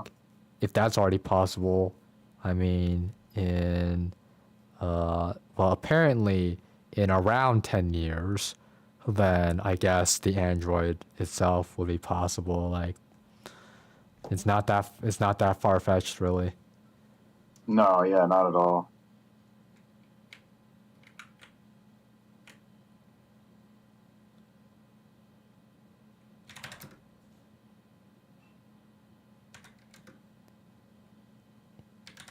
Killed someone, or it had a mind of its own and didn't want to do house chores. He wanted more purpose. Wanted to get live his more. life. It's like, He whoa, wanted- whoa. We're that far? Sheesh. Jesus, you're Clint Senior, your skills are unmatched, but like, I think we've gone too far here. Just tone it down. Jesus Christ. Oh my god, that's so funny, man. That'd be so funny. Like instead of killing someone, which is gruesome, how about he's like a human. he wanted more. It's like, wow. And the player gets to like learn that. It's like, okay. Oh, I see. And it's like they wonder if this android will ever come back again in the story. Nope, not happening. Nope, never again. Yeah. That's the only time you ever learn about it. And at the end, the android comes in to save CJ from. Remember that android? This is my purpose. I am Arnold Schwarzenegger. I am the Terminator. I'm Doc. I was so inspired by that movie when I did have my own life. I escaped from Macrohard and Neurogum and had my own life. And then I came across this 2004 movie, The Terminator. I want to be like him. I knew about the project, the Immortality Project, and so I came just in time to stop it. So I had the Deus Ex Machina, Right. the Deus Ex, what's it called, storytelling, right? The Deus Ex Yeah. conclusion. That android that you knew about at the beginning of the game, he came back at the end. Full circle. You know what? If we were to make the full version, okay, if we make the full version of the game, we will do that. Okay, but not for the base version. Not for the base version of the game. At least not yet. Not yet. Right. If we make the base version of the game and it was like because that's probably pretty easy to implement anyway. So it's like, why not, really? But Yeah. at the same time, I'm thinking from a business perspective, really. It's like, okay, so we have this base version of the game, and if we don't do that Deus Ex ending, right, then people won't have to expect more of that stuff in the full version of the game. You know, it's like if we were to give that to them in this prototype of the game, it's like then people are going to expect that, oh, if you make the full version of the game, it's going to have more of this stupid stuff, right? More of these funny happenings, right? It's like, oh, I mean, I don't know. It's like, I don't want to have to make that promise. Now we just had the one very funny thing. That was it. Yeah. But yeah, like, okay. Well, yeah, we can make a note of that somewhere anyway. Where should we note it? Was there something in the master notes for possible ending? That's an interesting. I think that we can just put that in the narrative design, really. The Deus Ex ending.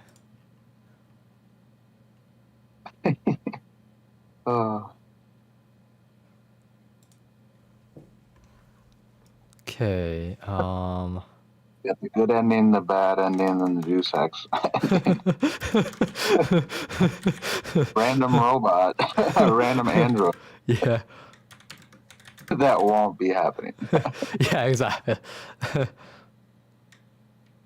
That won't be in the prototype game. Android that was mentioned in the beginning of the game from the insider info comes back to save CJ from Baron's control. This happens when you have 0 points or no, 0 points or neutral points. Something like that. It's like you're at a middle point, you know. It's like if the threshold is 0 to 30, then I guess that 15, that exact 15 will give you the Deus Ex ending. Oh, jeez. Oh my god. Oh, that'd be great. Yeah. Oh my god. But yeah, we gotta keep things serious for now until we make the prototype of the game. I really need that prototype down before we decide on the direction of the game if we want to be like all funny about it. Right.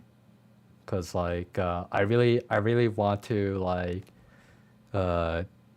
keep the message, right? If we go with these kinds of things, then it might deter the people from getting the message, basically.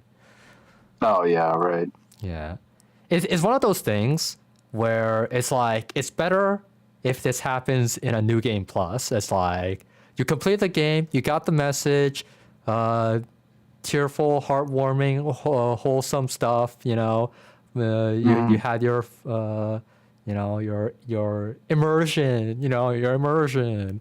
Now you're gonna do New Game Plus. Okay, yeah. Now let's have all these jokes in here. It's like, what the? This is a completely new and crazy game. Like A Rick and Morty episode.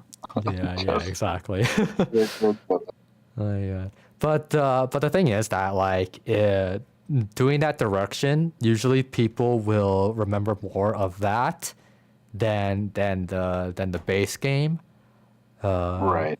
And that'll be their that'll be their impression of the game going forward instead of that message. So it's really questionable to add it in, really.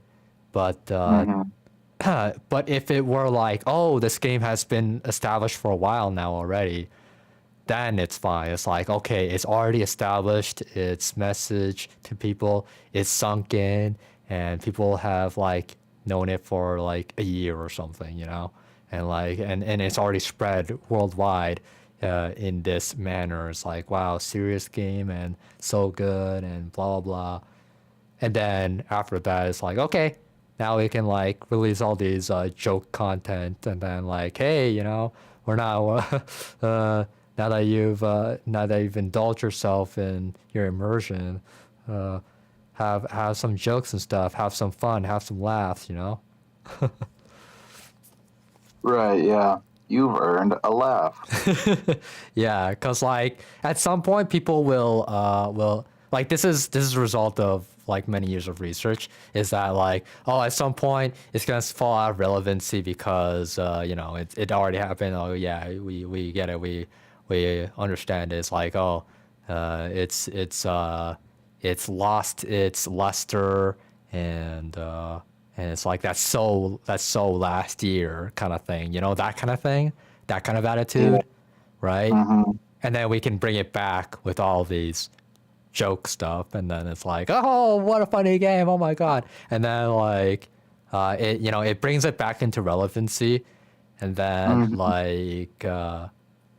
and then people will not only will they remember for the last, but they'll appreciate it for its serious message more too, right? Mm-hmm. Right. They'll enjoy the best of both worlds kind of thing.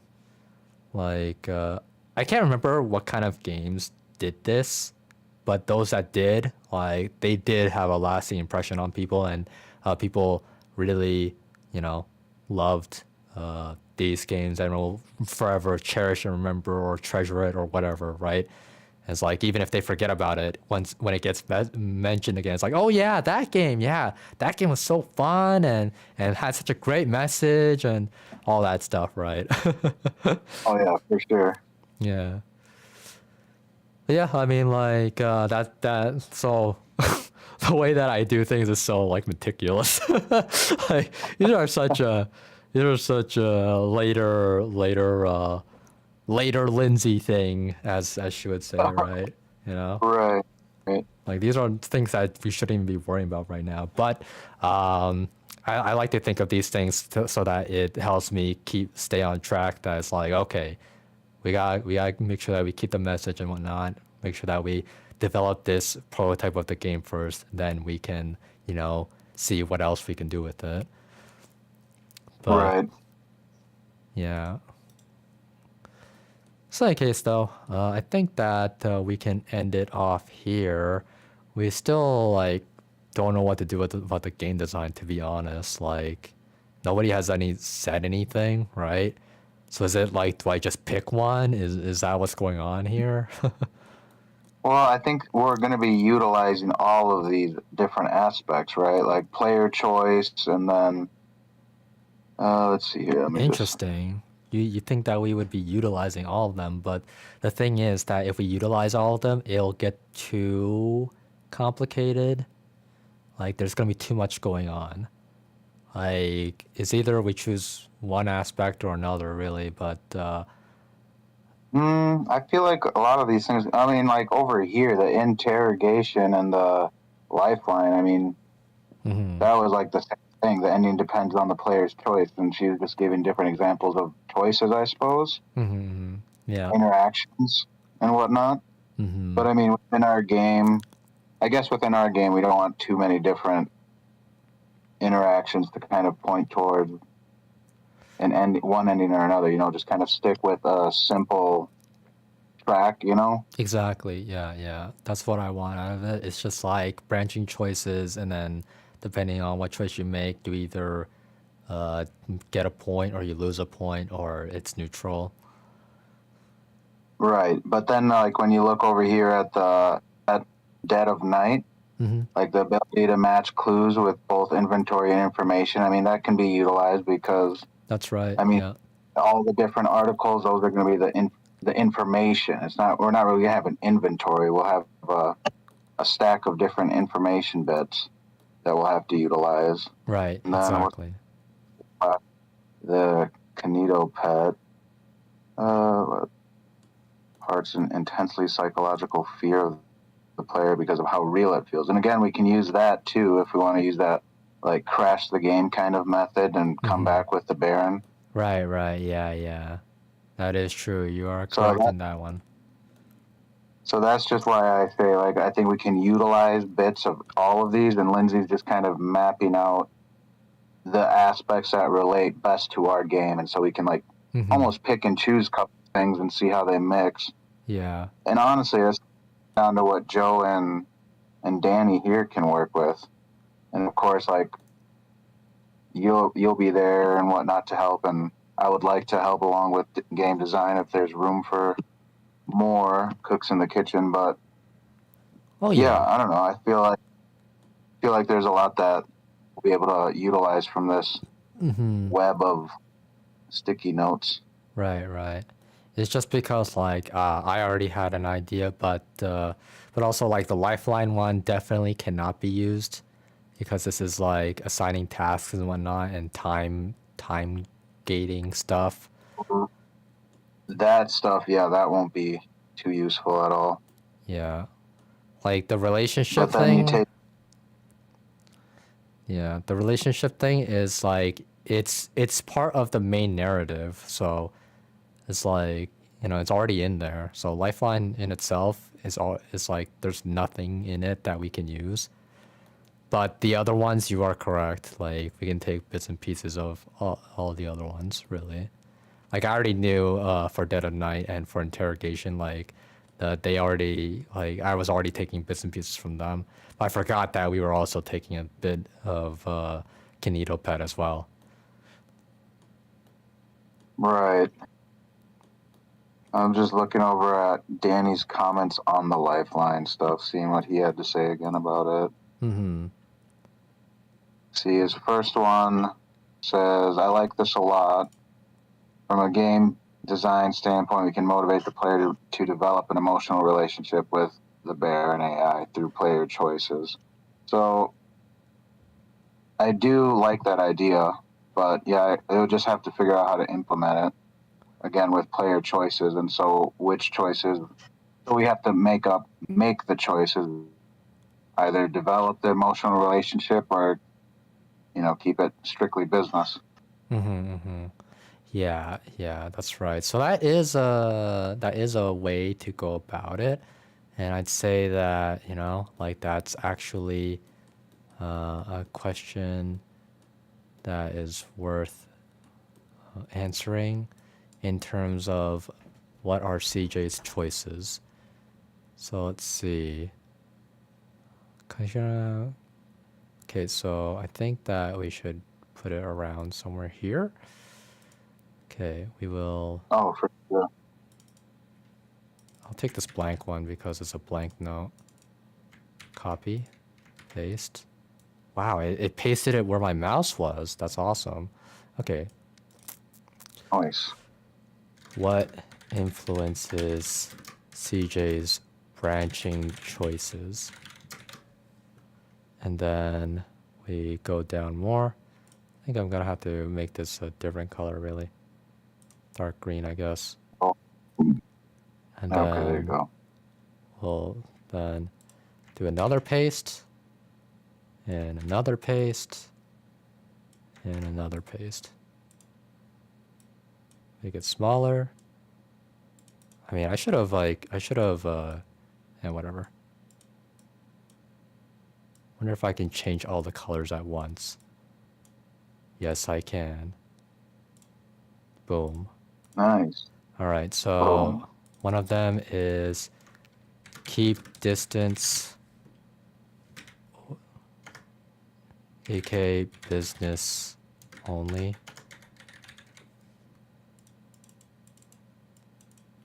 Wants to get closer. Develop the relationship. Yeah, develop relationship. Okay. Then maybe smart or dumb choices. It's like Yeah, or like it could be like attempting to develop relationship but failing, and so then like in it, like without meaning to, pushing the Baron further away. And him deciding to keep distance. Now the Baron is keeping his distance. yeah. Let's see. What was it? What was I it guess that would that? just be a branch. Sorry, say again? I was just thinking to myself, I guess that idea I just spouted out would be more so a branching, like it would just branch off of the middle one here. Yeah. Like Like we he can wants like mix and match not as will. well, right? I guess this could be like put in the middle here, really. Oh yeah. And it's like, how do I put it? It's like, do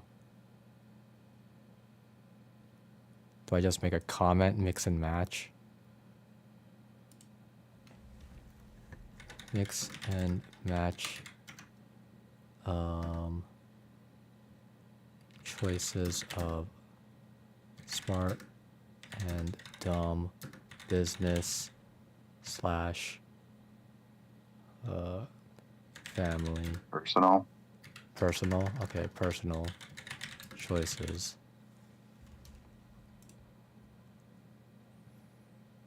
I hope that that says enough, really. Whoops. If it doesn't, Danny or Joe or anyone can just ask one of us, I suppose. Yeah. I'd probably ask you since you made the comment, but Yeah. I'm here to answer as well. Yep. Okay, then.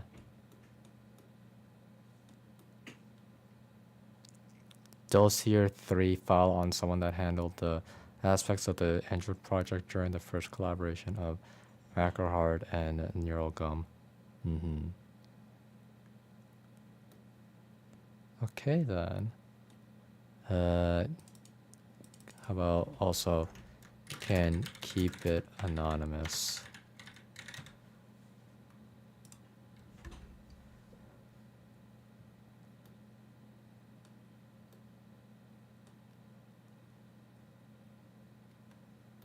All right then. Okay, this one was also have to change that. What? Whoa. What? That was crazy. Whoa.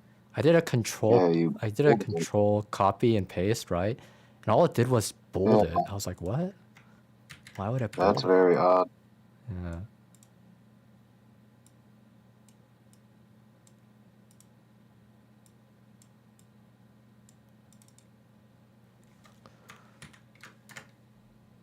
Gained sentience and wants more purpose than doing chores and cooking.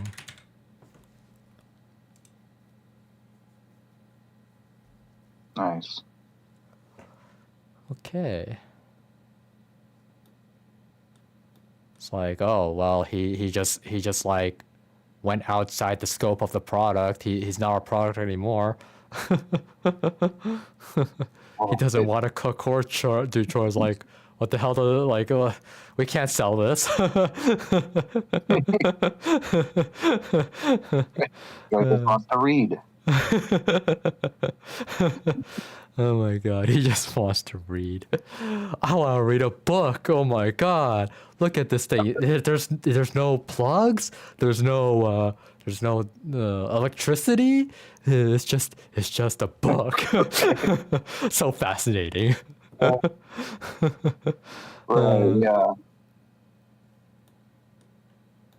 My god. Okay, but in any case though, I think we can end it off here. Really, Yeah, for sure.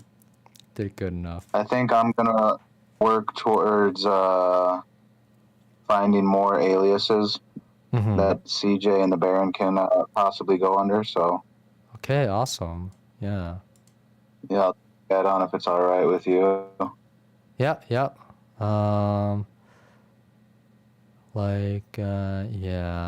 All right. So we won't continue with the other articles for now, I think.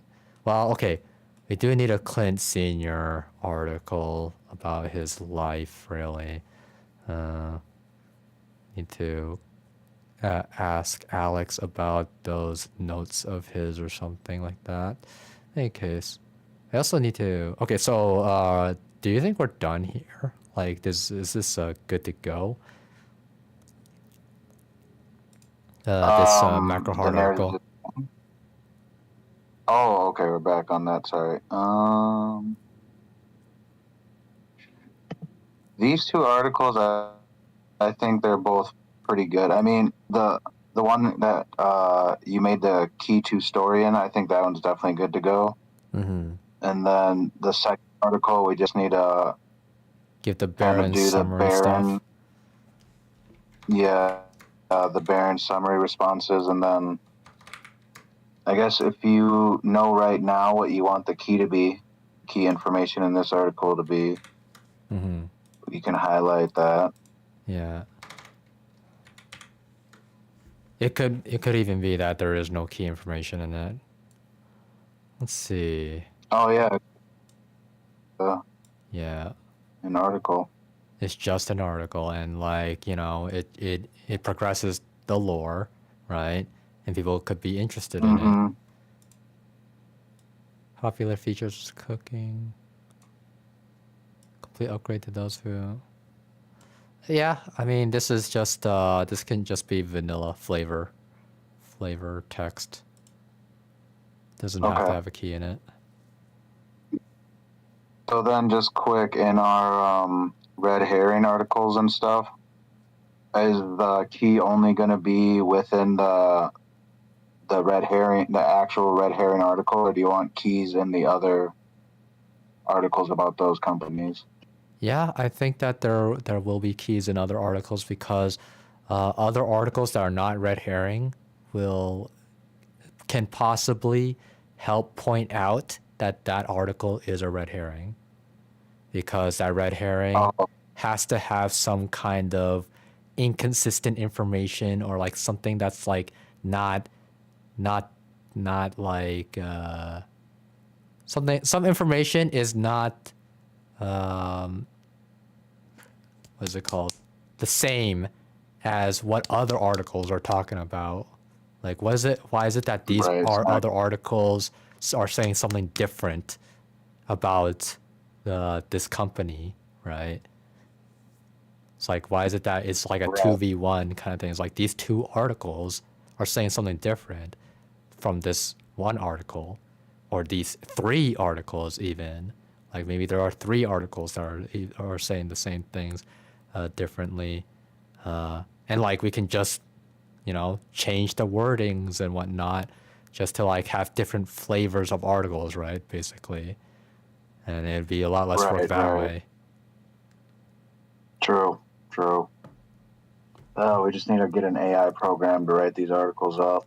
True, exactly. That's what we can do. We write one article that's not a red herring, but it's like, it does say something different, and then we just have the AI reword it in at least two different ways.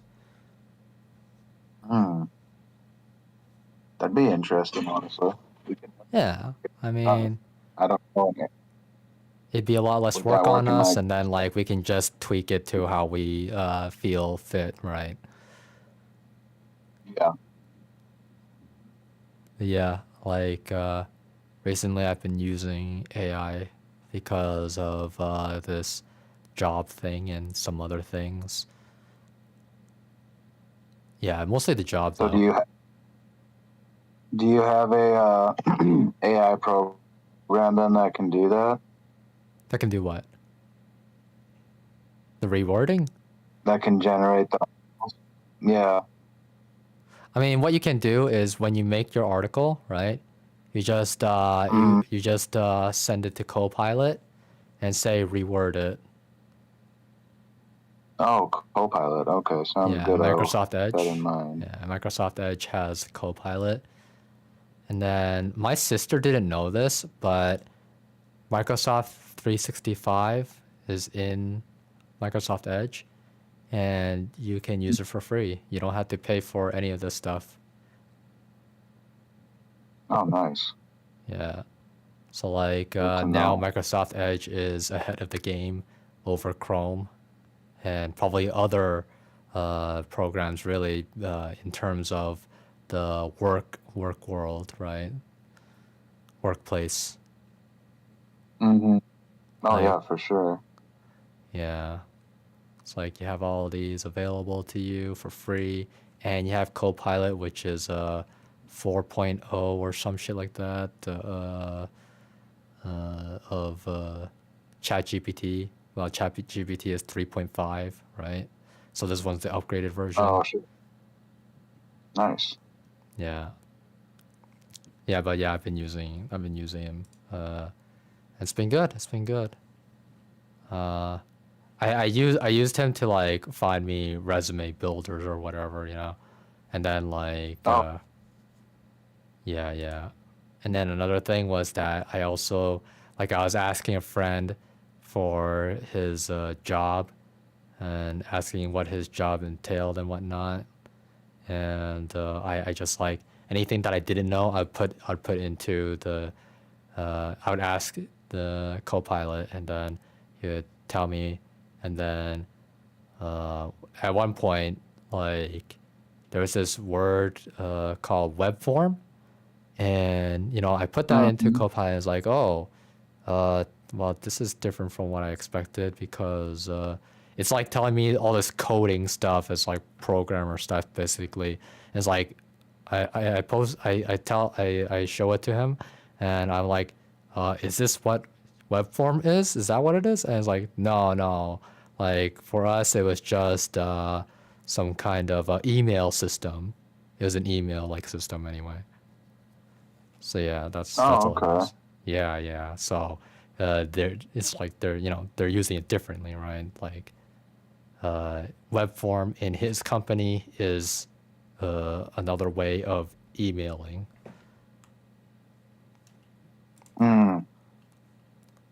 Yeah, so like sometimes Copilot can't help me with company specific details, you know. Yeah, that's good. But yeah, let's see. So yeah, okay then. So what was it that you wanted to do again? What's your thing? I'm gonna work on coming up with the other possible aliases and the reasons why they would work as aliases. Okay, because you have something in mind apparently.